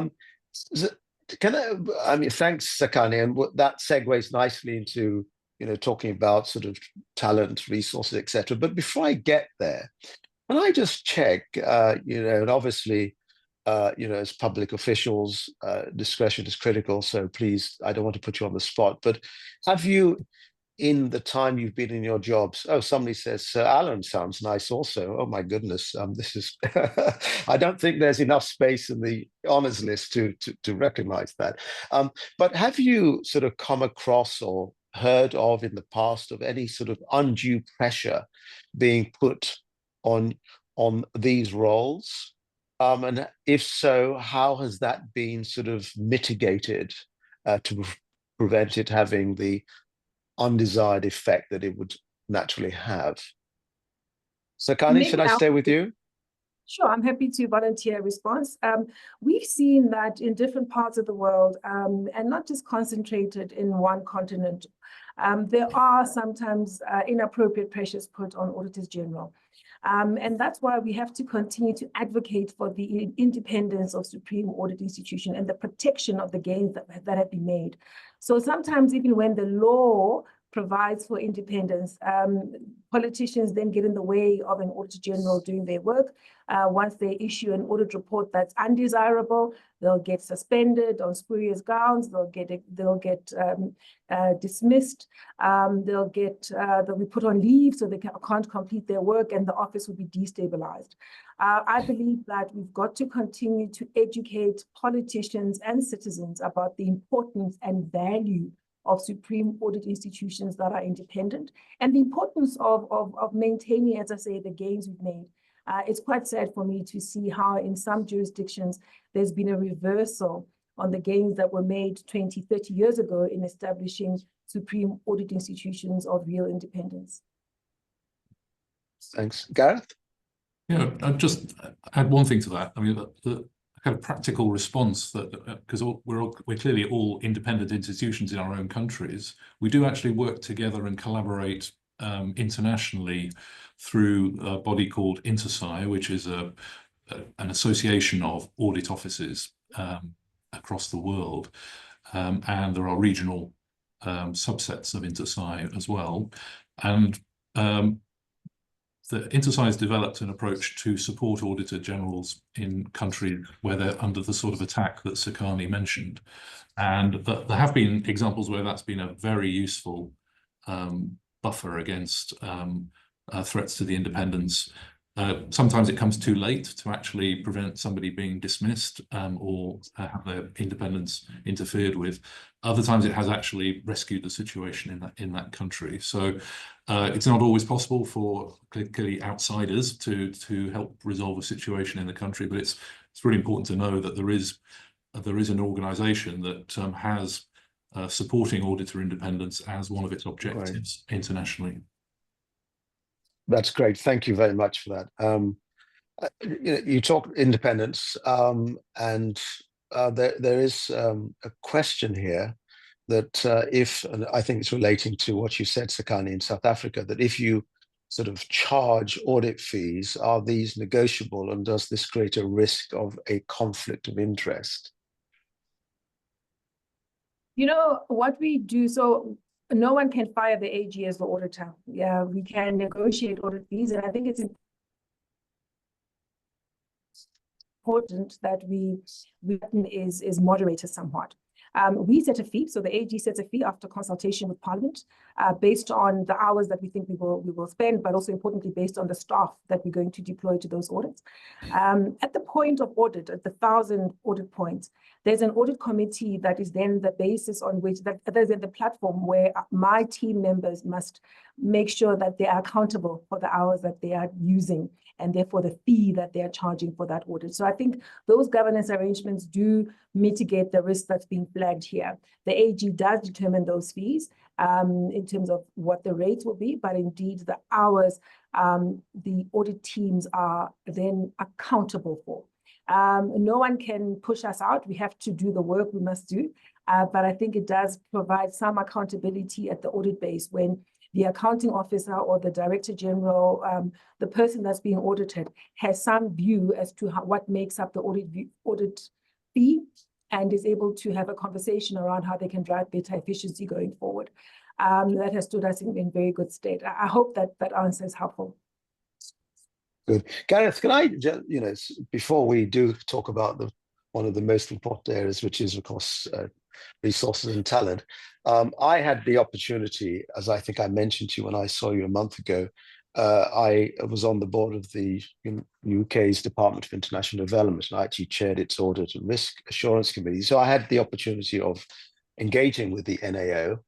And I must say, I felt at the time, and still do, that having independent members on the boards of government departments acts, and particularly with the Audit and Risk Assurance Committees chaired by an independent non-executive director of government department, added to that sort of safeguard and protection to guarantee your independence. It'd be interesting, Gareth. I mean, how do you see the role of these sort of departmental boards, particularly the independent members, and do you feel that is very helpful to you and your people in what they do? Yes, it is. I mean, I think clearly we're in the same position as Tsakani in South Africa, that we can't be fired as the auditor of the department or the public body. So we don't need that kind of protection. But actually, I mean, what really matters, of course, is the board or audit committee engaging properly with our findings? Is it taking the necessary action and holding management to account in the way you would expect in any organisation in any sector? Yeah. It is more complicated, I think, for government departments, speaking just for the UK here, because clearly they are politically led organisations. It's a minister, an elected politician who takes the decisions in the end on policy and therefore on spending priorities and so on. So the role of the board in those organisations is advisory to the politicians, which is a bit different to a corporate structure, of course. But even so, it's done well, and particularly I think it really works most effectively where the politicians understand the value that a good board can add to their processes, take them seriously and listen to their advice. And where all that's in place, then I think the model works really well. To be honest, I don't think it's consistently effective across government at any one time, just because of the different personalities involved. And and it is dependent on that relationship between the board and the elected politicians working well. But where it does, it does add a lot of value. Yeah. Yeah, I mean, it'd be interesting to know whether that is a model that could, should be in place across the world.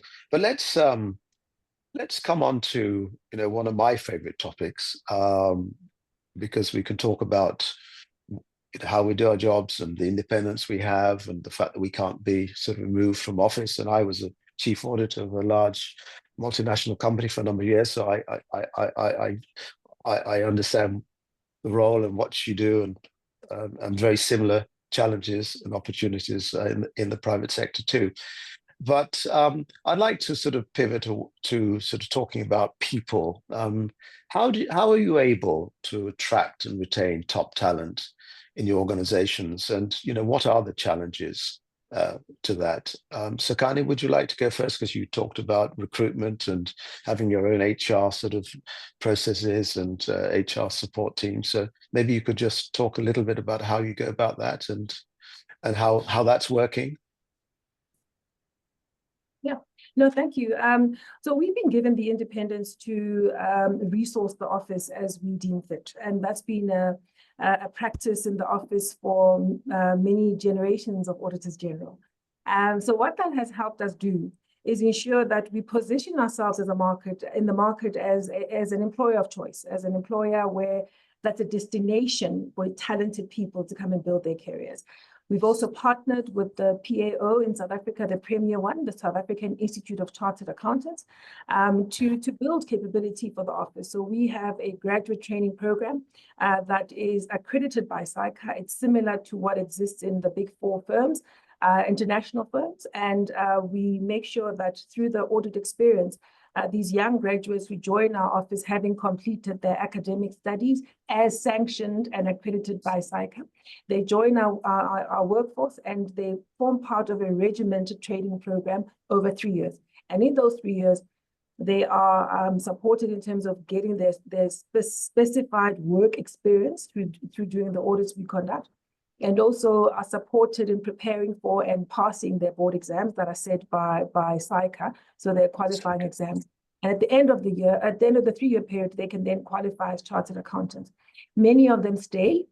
We currently have, out of the 3,600 people that work in the office, over 1,000 of them are fully qualified chartered accountants, members of what is globally a well-recognized brand for accountants and auditors. Which then tells you that we have an ability to retain them, right? And then many of them also leave. Over time, we've trained over 2,000 young people and they've been able to then go and do other things. They serve in the public sector, so we build capability for the public sector. They are the CFOs and the HODs in the public sector, the heads of internal audit right across different spheres in the public sector. Others go into the private sector. More and more, the private sector recruits from us because our teams, our guys write and pass the same board exam that others do. So the quality of the training we offer is now understood to be on par with anybody else in the market. And then others go abroad. So many of my auditors general recruit actively from us, present company included. And as a result, when young people want to go and explore different parts of the world, they have a designation and a qualification that really does stand them in good stead. And I'm really proud of what we've been able to do, because it's about positioning enhances the brand nation for talent. And as I say, as a premier employer. And so the things we've been doing, and I think it's to highlight that it's been a journey. The things we've been doing are about partnering with the PAO, about making sure that we hold ourselves to the highest standards and compare ourselves to the best in the market. At the moment, the AG of South Africa, the institution I lead, trains the same number of CAs every year as what a Deloitte or PwC would do. So we really are a top-tier employer and training ground for CAs. And as I say, they go on to do amazing things elsewhere. The other thing that we do is make sure that we invest in diversity of other experts within the audit office. And it allows for a richness of the work that we do. It also allows for us to take on more complex work, which again enriches the experience of the people that we're training. So we are able to do work, as I say, across the 3 spheres of government. We've got experts in education. When we deal with education sector, we have experts that do that work with us. Healthcare, we have experts. Engineers, we have those experts. And it allows us to deliver better quality work, but also enriches the we offer. We also do international work. More and more in that domain, and again, it gives fantastic opportunities for our teams. So those are the things we've been able to do over time to attract and to retain talent, and to be decisive and pedantic about continuing to improve the experience of the people that choose to train and to work within the audit office. Right, thanks. I'm sitting in Paris because we've got the IFAC Council meeting this week, and Gareth in London. It probably is as grey and dreary there as it is here. Now, Tsakani, you're in Joburg or Pretoria. Lovely weather, excellent lifestyle, etc. You should be sort of encouraging Gareth's people to come and join you, and reverse the one-way traffic which might otherwise be happening. You've got a lot to offer, and I hope that a lot of people who are listening to what you're saying will sort of consider wanting to join the AGSA down there. If I were in the right age group, I might be sort of sending in my application too, but unfortunately that's not going to be the case.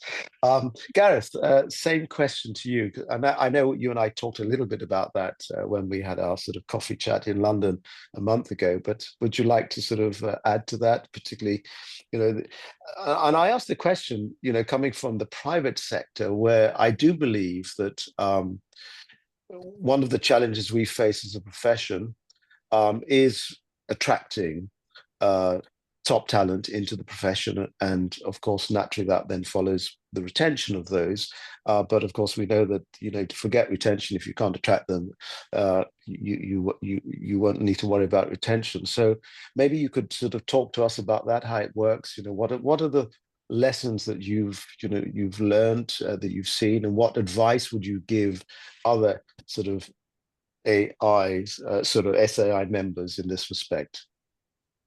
Yeah, sure. I mean, first, just to reassure everybody, we haven't imported huge numbers of Tsakani staff. We are actually developing a mutual secondment program between the 2 organisations, which will give people moving in both directions really good and useful experience. So we're very keen to keep building those links. And as Tsakani said, the opportunity to work internationally is one of the attractors for people to our organisations.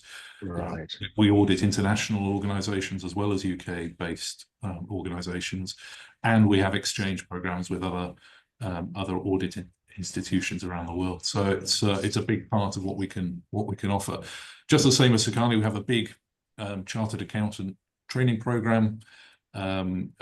This year, just over 100 new students joined us to start that 3-year training program.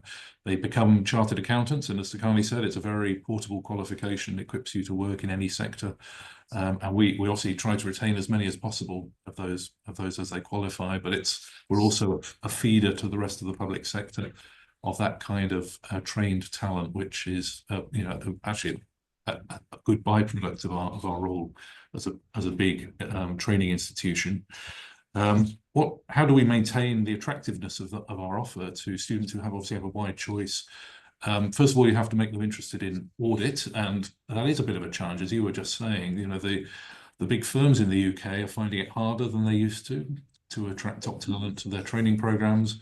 Lots of reasons for that. A perception that audit has become a bit more challenging as a professional process, tougher regulation. They've seen firms being criticised for failed audits and by the regulators and so on. So there's a bit of a kind of tone of this is a profession that's had a tough time, and that has been challenging, I think, for their recruitment. We're somewhat insulated from that at the NAO because we are seen as different to the big firms. They obviously have to distinguish themselves from each other when they're trying to recruit students. We don't have to do that. We are clearly unique in the UK context, and we can say, look, there's nowhere else you can get this qualification and also get this breadth of experience and access. So, during your training contract, you may be working on, going to see defence sites around the UK. You may be going to schools and hospitals. You may be going to see how pensions are paid to elderly people.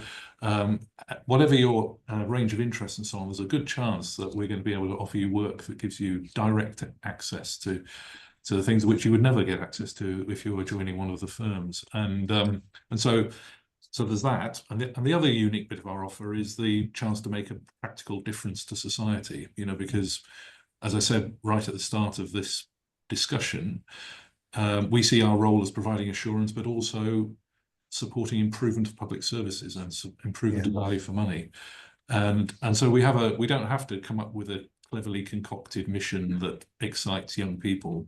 We absolutely have that, and it doesn't need to be invented, and no one else has quite the same offer. And so that kind of getting people excited about the difference they can make in their professional life here is a big part of how we recruit our students. Obviously, we have to live up to that in the work that we offer them. If that was the pitch, but actually the work was dull and made no difference to anything, then it wouldn't survive long. But it is true, that's what our work does, and we do give our students access to that kind of experience. So they are able to feel, actually, that was a hard week, but that week's work made a difference to people who rely on public services, and that's a really important element of our offer. So putting all that together has meant we have been able to attract good people. Great. We've never fallen short on our quota of recruitment each year of people who meet our quality standard. And in the UK context, we've also worked really hard on the diversity of our intake as well. So we are now, our body of trainees represents the UK, in all sorts of characteristics, which is a big change over the last 5 years, and is making us a stronger institution as a result as well. Thank you both very much. I know the conversation is, of course, focused on audit and the independent assurance you provide. But of course, we shouldn't forget that within the public sector, there are thousands and thousands of qualified accountants, or hopefully soon to be qualified accountants, that actually run the accounting services, performance management, sort of performance targeting indicators, etc. And I would imagine that people who come into your organizations will also benefit from going back, and I think you mentioned this, Tsakani, going back as professional accountants in the public sector, so critical business partners to help public officials and civil servants and indeed ministers make the right decisions with fact-based information, real time, with an eye on impact and outcomes, which I think very much then ties in what you said, Gareth, in terms of the attractiveness of working in the public sector is, you can, really feel that you can have an impact and affect outcomes, and hopefully outcomes for the better. Do you find that in both of your organizations, some of your sort of talent is going back and working as professional accountants in government departments? Maybe I'll go first. Yes, we are finding that, and in different parts of government. So they're going to the state-owned entities, they're going to the center of government. The Accountant General of South Africa is an alumni of AGSA. Some of them are HODs or permanent secretaries in different departments. One of the things that I find most inspirational is the idea that we get to train young people on ethical principles, which we hope will stand them in good stead when they enter into environments that might otherwise not prioritize that. And they can therefore stand their ground and still do good. And they can also translate that in terms of shifting the culture that sometimes prevails in far too many public institutions.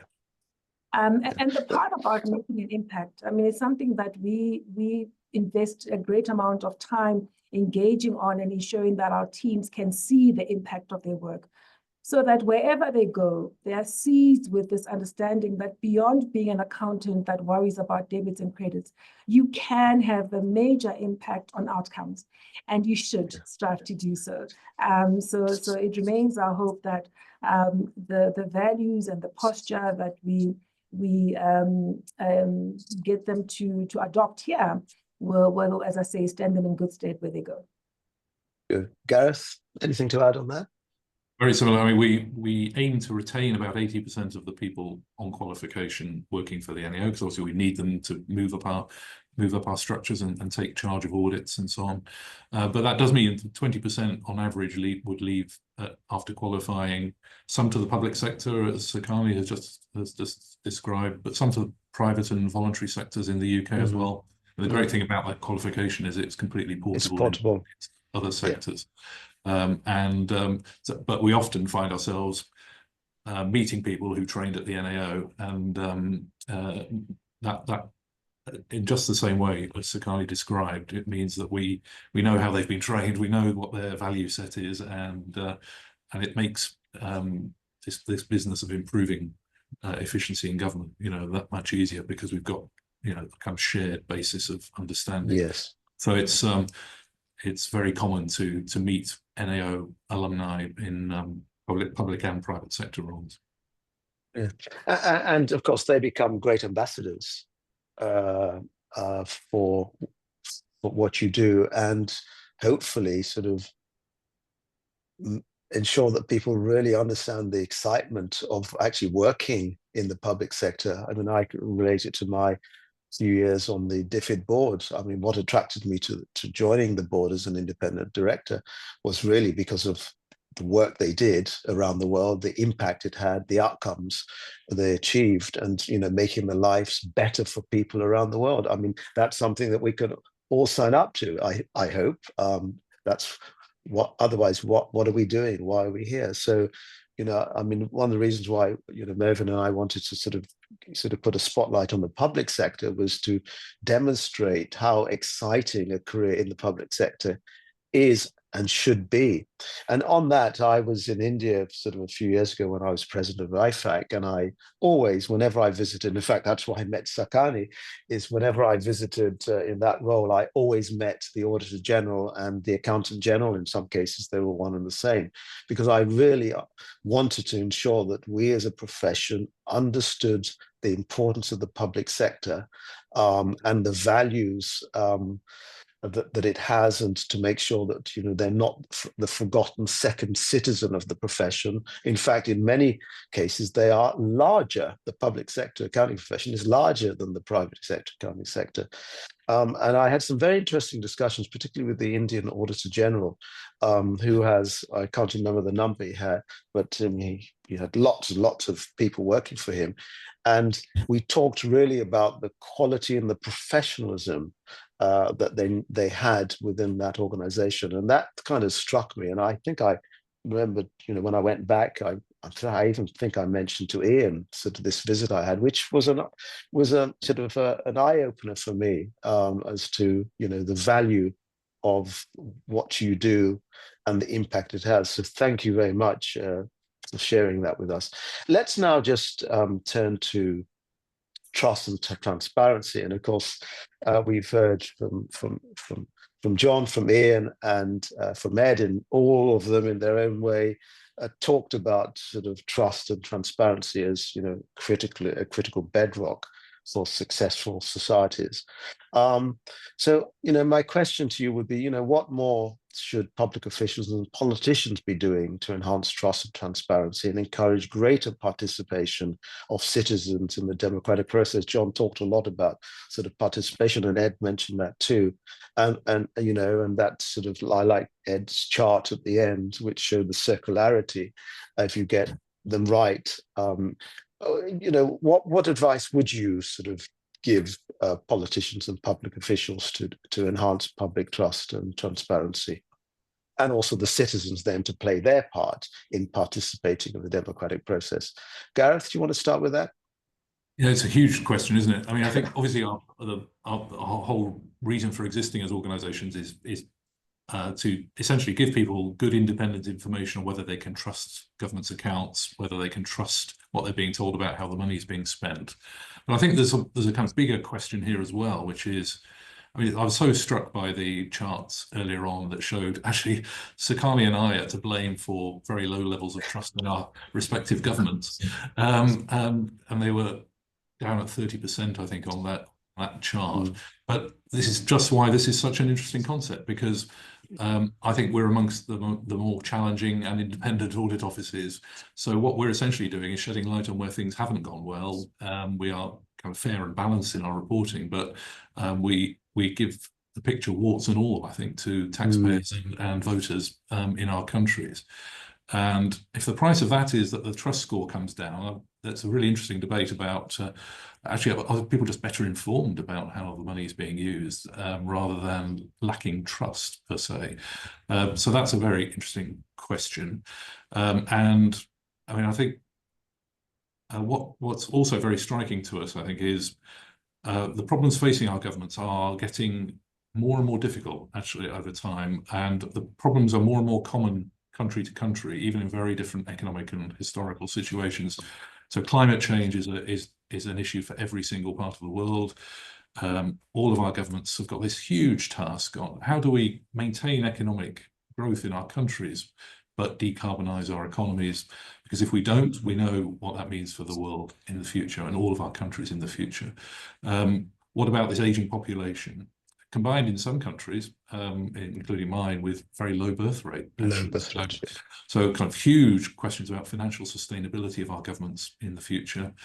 So these massive questions are now pressing on elected politicians around the world. And in democracies, I think people are finding it very challenging to be honest with their citizens about this.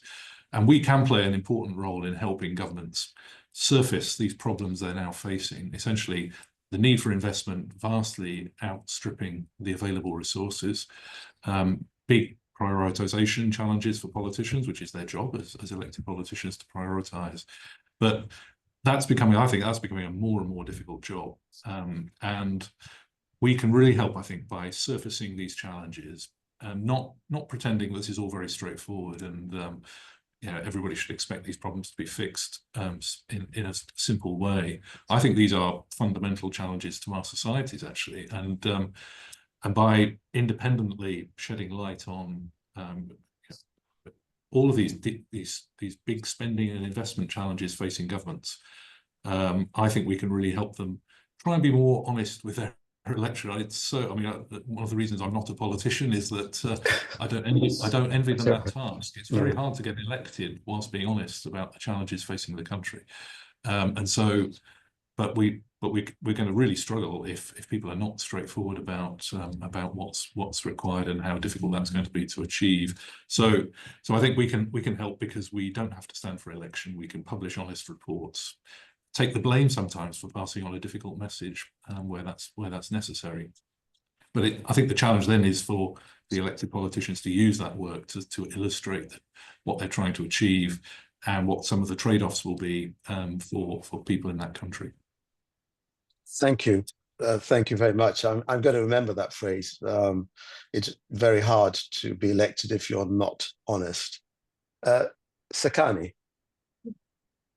I would agree with Gareth on a number of the aspects he shared. My principal advice to politicians would be that it's important to be transparent about the priorities you are choosing. And it's not always palatable, but it's much better when you are frank and transparent about the priorities you are making, and then to actually deliver on the things you do promise. So don't overpromise and then be opaque about what it is you've done and what it is you haven't done. Let's be transparent about what's being chosen, what the trade-offs are, and then let's be effective in implementing the things that we have chosen. And I believe that the Office of the AG, certainly in South Africa, we're focusing a lot more around the governance imperative of transparency, especially on delivery. So in many instances, the debits and credits are coming right. What's got to now be dealt with is the stuff about reporting faithfully on what were the priorities and how they're actually being delivered on. And let's not fudge it, and use the insight to then take the necessary corrective action. You know, sometimes the gap between delivery and not is quite small. I'll give you a very quick example. In the course of our work, we've been given powers which require that we follow up on the implementation of our recommendations. And if that doesn't happen, then we can keep taking the matter forward, right up to reporting it to law enforcement if necessary. And so what we now do is we actually go to specific infrastructure assets and inspect whether or not they're being used or used in the way that they should be. In a couple of instances, and at least there's been at least one over the last 3 years, we found healthcare facilities that have been invested in, but for some reason are not being commissioned or being brought into use. So we now follow it up. So the debits and credits are fine, but then now we can follow it up and keep asking the question about why is this ward not being used? But you know, the equipment is there, money has been spent, and the public that should be benefiting from it can see this investment. They've been promised this investment, but they're not getting the benefit of it. Through our inquiry, we've been able to get the permanent secretaries of different departments to actually now staff those wards or make sure that they are being used, the infrastructure is being used, so we can drive impact. And it's quick actions that can be taken to close the trust deficit that does build when citizens can see an investment that was promised, it's in the ground, but now they don't see the benefit. And why? Because somebody's not making the right choice to bring it into proper commission and actually use it. So sometimes the gaps between where government is and where citizens are can be closed with those corrective actions. And I believe that the work we do as AG's offices can start to close those gaps and really bring into practical reality and practical impact these aspects that we talk about in terms of key governance controls and disciplines that allow for proper performance. Yeah, thank you, Tsakani. I like the point you make about the transparency of the priorities that governments decide on. You know, that's always very difficult, but also, I guess, transparency of how you've reached those priorities, how you've decided, what have you decided not to do, which of course some, you know, a lot of the public will want you to do, but there is a finite capacity, both in terms of resources, both financial and non-financial resources, and the ability to get things done. You know, I've lived out of the UK now for many years, but I did follow the recent sort of electoral sort of cycle in the UK, and that's one of the difficult things, is to be very clear about why you're making those choices. And of course, it, you know, comes up in the budgetary sort of considerations about, you know, what you need to do and what you cannot do and what you will not do in the time frame, etc. Very difficult, but you mustn't shy away from that, because I guess that is also what creates this sort of lack of trust in sort of politicians, where you don't do what you do, or you avoid sort of stating clearly what must be done in terms of prioritization, and then be held accountable for doing that.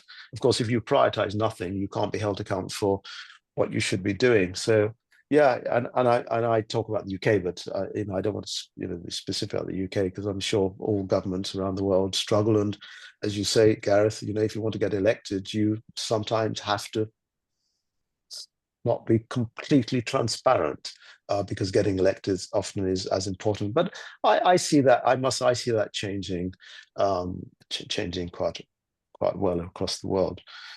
So thank you very much. I'm just conscious, let me see, I'm in the background liaising with Caroline to sort of see how much time we have. So she's given me some clear guidance on that. So maybe just, you know, one of the opportunities we have of getting two brilliant auditors general together is, you know, to be able to not only talk about what they do, but also learn and share. What advice would you give to your colleagues across the world to help enhance governance and accountability in the public sector? Gareth? Yeah, it's obviously we're always kind of a bit hesitant about this because of the context is so different. So even though we have the same job, I'm always conscious that I benefit from a strong history and institutional framework that many of my colleagues internationally don't have at this stage. And so I'm always kind of very cautious about giving what might sound like glib advice in that situation. So, but I mean, I think this is also based on observing colleagues in very different kind of contexts working. I mean, I think the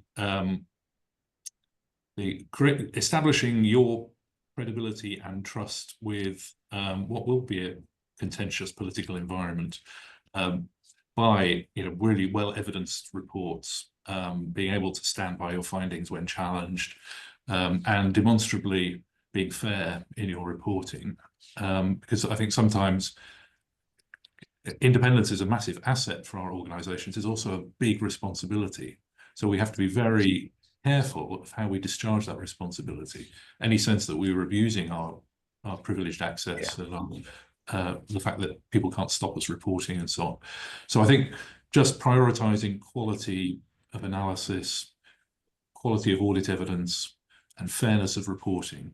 And then over time, that builds up your credibility as an organization, I think, and makes it easier for people to accept difficult messages from you, because they're pretty sure that that's come from the evidence rather than because you have some other agenda. And that's a fundamental, the fundamental importance of professional quality, which, being a kind of largely based on accounting and auditing standards really helps, because there's a professional framework there that makes it a natural quality of our organizations. But it has to be, we have to work on it hard. Certainly in the UK, this quality is a continuous challenge for us, and we work, because it's not just about reaching a standard and staying still. It's about continuous improvement, using new technology to improve the insights that we're able to achieve. For example, data analytics in our audit work is a very rapidly growing area, and demonstrating the benefits of that focus on quality to the people who are using our report, so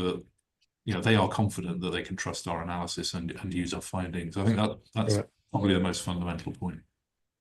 Thanks, Tsakani. Briefly, back to you.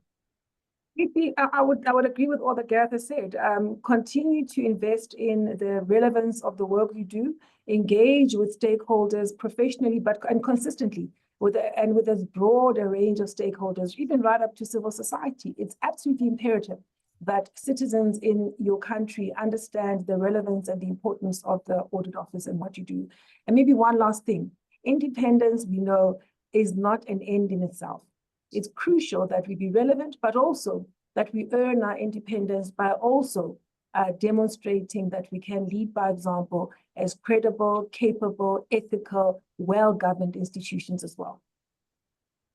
Thank you so much. A great point to end on. So I'm conscious of time. So again, thank you, Tsakani. It's great to see you this time virtually, but I do recall our excellent conversation in Johannesburg a few years ago. Gareth, thank you so much. And I can very much relate to what the NAO has been doing in the UK, given my own sort of association with DFID. I'd like to thank you both for what you do. You serve the public with distinction. You make a difference. You are part of making this world a better place. And I'd like to thank you, and of course, all the people, the 3,600 and the 960 in the UK that proudly go to work and do what they do. Thank you. Carolyn, over to you. Thank you very much, Alan, and thank you to Gareth and Tsakani. It has really been lovely, and isn't it amazing? Thank you, everyone. How the public and people online really appreciate the role of the AG, and I think about the poor chief audit executives in the private sector who are almost vilified as being the policemen, where civil society and the public I just love the fact that we've got auditor generals that are standing up for good governance and good practice and transparency, etc., in the public sector. So just the difference between the private and the public sector is lovely. I did ask everyone online to please upvote your questions, and I'll be asking the top questions. We've got almost 50 questions that and answered. So I'll ask, and I've also got some online from the YouTube channel. So the first one, I'm actually going to start with Julia's, because Julia's was up there, and it's to the two of you. And while I'm asking these questions, can I please ask the other speakers that are online? I see Alan's dropped off. So if you could all or please put your cameras. Just to get some water. I'm coming back. Okay. So John, Ed, Ian, Prof. King, if you could put your cameras on again. I know I did turn them off. So please put your cameras on again and turn your mics on. I'm going to ask, while you do that, I'm going to ask the question from Julia. The Auditor General's reports articulate mostly same issues every year, i.e. repeat findings at all levels of government. And I haven't been on many audit committees myself. That is it's prevalent throughout. It's almost like, says Julia, that there's no appetite for government to implement the AG's recommendations. This questions on the basis of the South African context. But as Auditor Generals, how do you feel about this, and how does this impact on your motivation to keep going? So Tsakani, because Julia says this is a South African context, I'll ask you first, and then I'll go to Gareth. Thank you. Thank you. So what we do is we keep finding ways to raise the issue differently. And part of it is linking the audit finding to reality and the things that particular accounting officer or the audit committee or the minister or parliament are concerned about. It's useful to say, please reconcile your suspense account regularly. But if you can link it to real impact around service delivery or loss of financial resources, then suddenly the conversation changes. So we're finding that we're able to create the appetite amongst critical people who need to worry about the stuff to make sure that they do attend to it. We don't get frustrated. Fortunately, we have to be there every single year, do a good job every single year. Our role is to find ways to create an appetite amongst different stakeholders to take action. Thanks. And there is a holiday at the end of 7 years, apparently. Tsakani. And Gareth, from your perspective? Yeah, I mean, one of the reasons why we do so many of our lessons learned reports is to try to avoid everybody having to make the same mistake repeatedly. Clearly, you can, the English phrase is you can lead a horse to water, but you can't make them drink. So we can produce these reports, but people do actually have to find them useful. So we treat that as a bit of a challenge to ourselves, actually, rather than just keep doing it the same way. Can we innovate our own approach to maybe engage with people in a different way? We're starting to use videos on YouTube, for example, when we're talking about our report findings. We're offering webinars like versions of today's session, where we bring experts on a topic together and reflect on our findings and try and get practitioners to engage with those findings so that they can learn from them. So I think we should always challenge ourselves to say it's no good complaining that people are not responding to our findings. We have to keep on finding better ways of accessing people, people with different learning styles, people with different time pressures. How do we produce our work in a way that's engaging for them? So I think that's one. And the final point on it, I think we just have to accept that this is an endless task as well. We have turnover in key roles in public services. New people will arrive who weren't around when the big lessons were being learned, and you can't assume they'll just absorb those things by magic. So I think we just have to accept that part of our job is to repeat ourselves and to find ways of briefing people who are new to role and sharing lessons. Because I think sometimes we assume that because we've done a good job of landing the messages of a report, then that will improve the area. I think realistically, you have to keep putting energy into these systems to make sure that the learning isn't lost. Can I just say, Gareth, you said endless, but not thankless. Good. Thank you, Alan. I've got a question from online to Ed, actually, from the World Bank perspective, that says, how do you navigate the turnover of every Auditor General when a new Auditor General comes in, given that if a country has got World Bank loans? Thank you. Okay, thank you. Yeah, before I respond to your question, I have something to add to what Gareth and Tsakani said. And that is the public, the citizens, they also have a role to play in getting governments to respond or take actions on the Auditor General's report. Okay, so they have access to this report, they see it. So if government is not responding, I think there should be pressure on the government to respond, to take actions on those issues that are being raised in the Auditor General's report. So we shouldn't leave all of this to Auditors General alone. Now, to the question you are asking, this is a challenge. Of course, we would like a situation where you have continuity of Auditor General in place, but then we recognize that constitutionally, depending on the jurisdiction, there are those with lifetime, there are those that have specific time, then there are those who stay there until the time that they retire. Okay, so we respect that. But you know, you have the Auditor General, so that's the leader, the head, but there are others below the Auditor General. They don't change frequently. So you still have that continuity of the auditors and the work that they do. And from the World Bank perspective, we actually prefer to use the Auditors General to audit the loans and credits that we give to our countries. Can you expand on why you like using the AGs in country?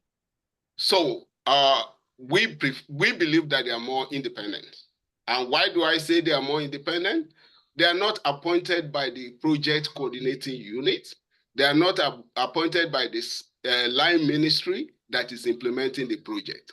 They are appointed based on the constitution by the president, and they are there. They cannot be removed because they issue a negative report on a particular project. They cannot be removed because of that. So they seem to be more independent. So we then go in a way to support their capacity with different instruments, but we think they prove.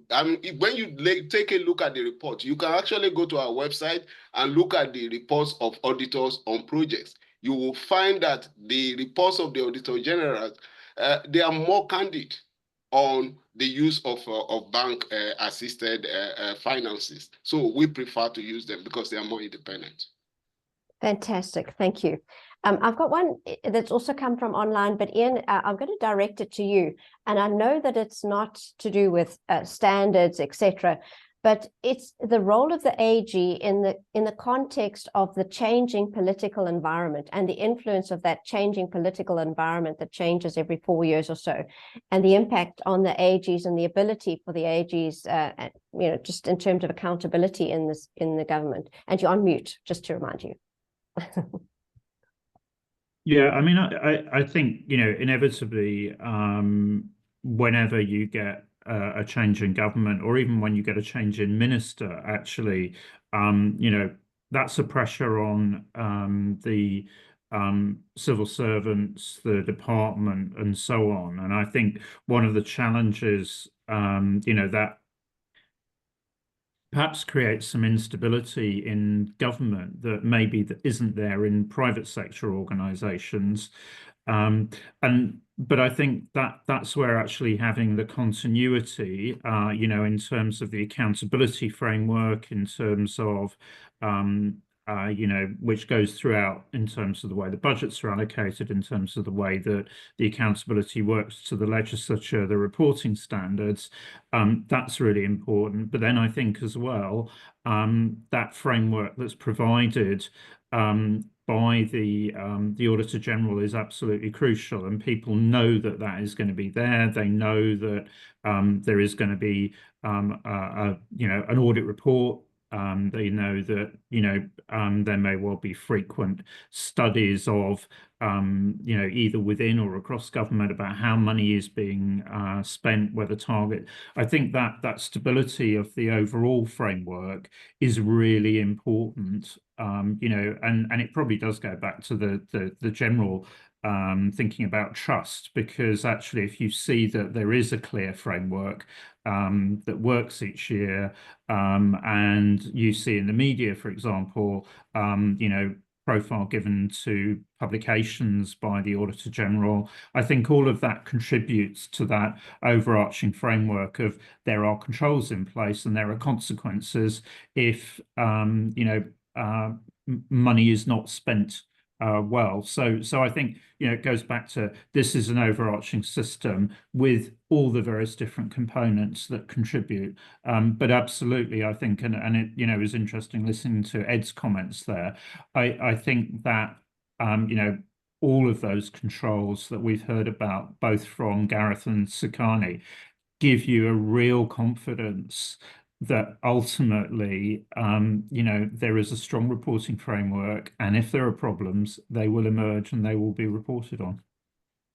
Thanks, Ian. A question from my experience in having worked with the public sector, not in the public sector, but one of the frustrations that I was exposed to, and this is both, it's international, is that the people on the ground find it's unable to discuss findings and create that understanding with the auditors on the ground. And it almost this inflexibility, and it's ticking the box, and I just want to tick the box. And as long as I can, juggle my information so that it ticks the box, then we're all good. But actually, I want to improve and I want to do better. How flexible, and this is to the two AGs, how flexible are the auditors on the ground to discussion and improvement rather than just ticking the box? Tsakani, ladies first. Okay, I'm happy to take it first. I found that our audit teams are very open to engaging with all our auditees throughout the audit process. The findings will remain, but they will engage to a point where there is common appreciation of what the facts are. And also they will work hard to ensure that they offer recommendations that are implementable and have the best chance of driving improvements. And sometimes it's, the issues are contested and there's many debates, and we welcome that because it makes our guys sharper. But there is an openness to engaging, and there's always a focus on ensuring that, yes, let's report transparently on what we found, but also give the type of recommendations that can drive the necessary improvements. Thank you, Gareth. Yeah, I mean, in a way, this goes right back to where Professor King started us this morning when he was contrasting conformance and performance. And clearly, sometimes an audit is about compliance with controls in a system, and that's a perfectly valid audit remit to have, and you should be kind of clear about that.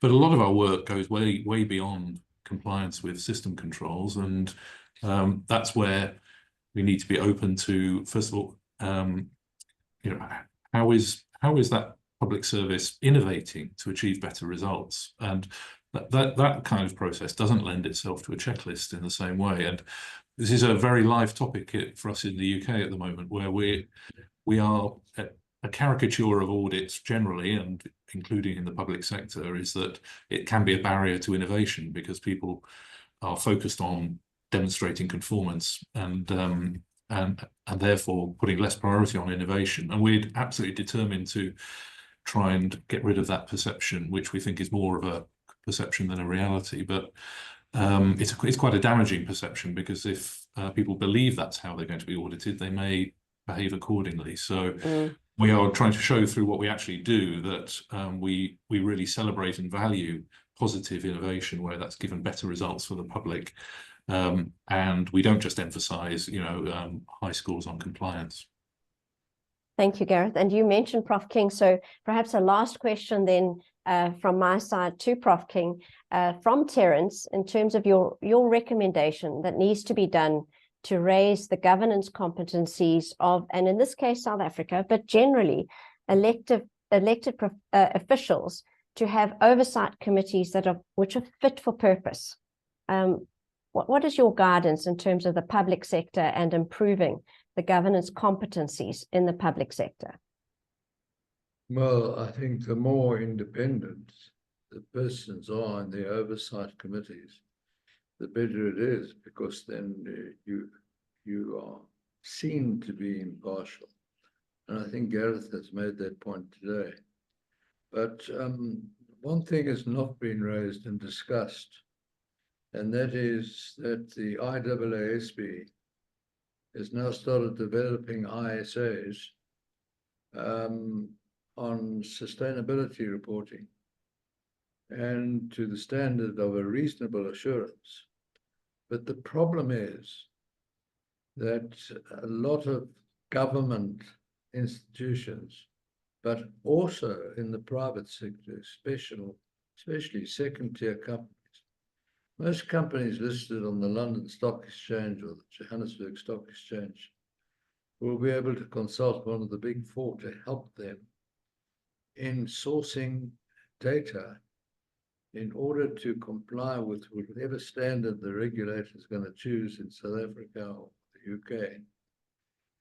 And as you know, there is what I've described as an eaten mess when it comes to sustainability standards. We've got double materiality standards in the European Union. And the European Union happens to be South Africa's largest trading partner. We've got the IPSASB, and we follow the IASB standards, civil standards, South Africa for financial reporting. We've got the IPSASB, which is focused on outside in, the SASB standards. And so far has issued one standard on climate change and is still developing the other standards.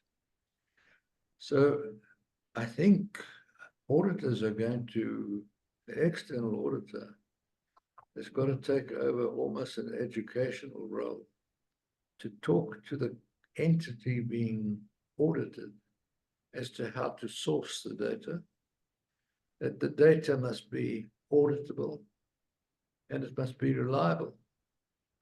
Otherwise, you're going to have a difficulty auditing it in terms of the new standards set, which haven't been practiced yet. So that's something that's going to be faced over the next 2 years. And so in the public and private sectors, we're going to run into this difficulty.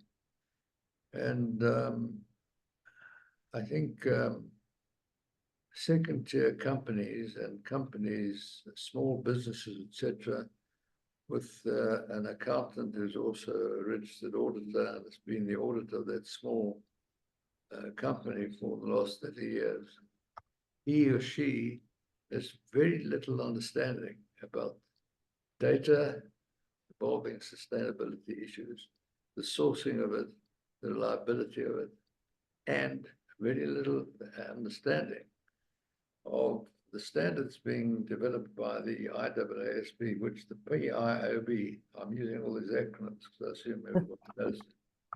The PIOB has actually started approving these things.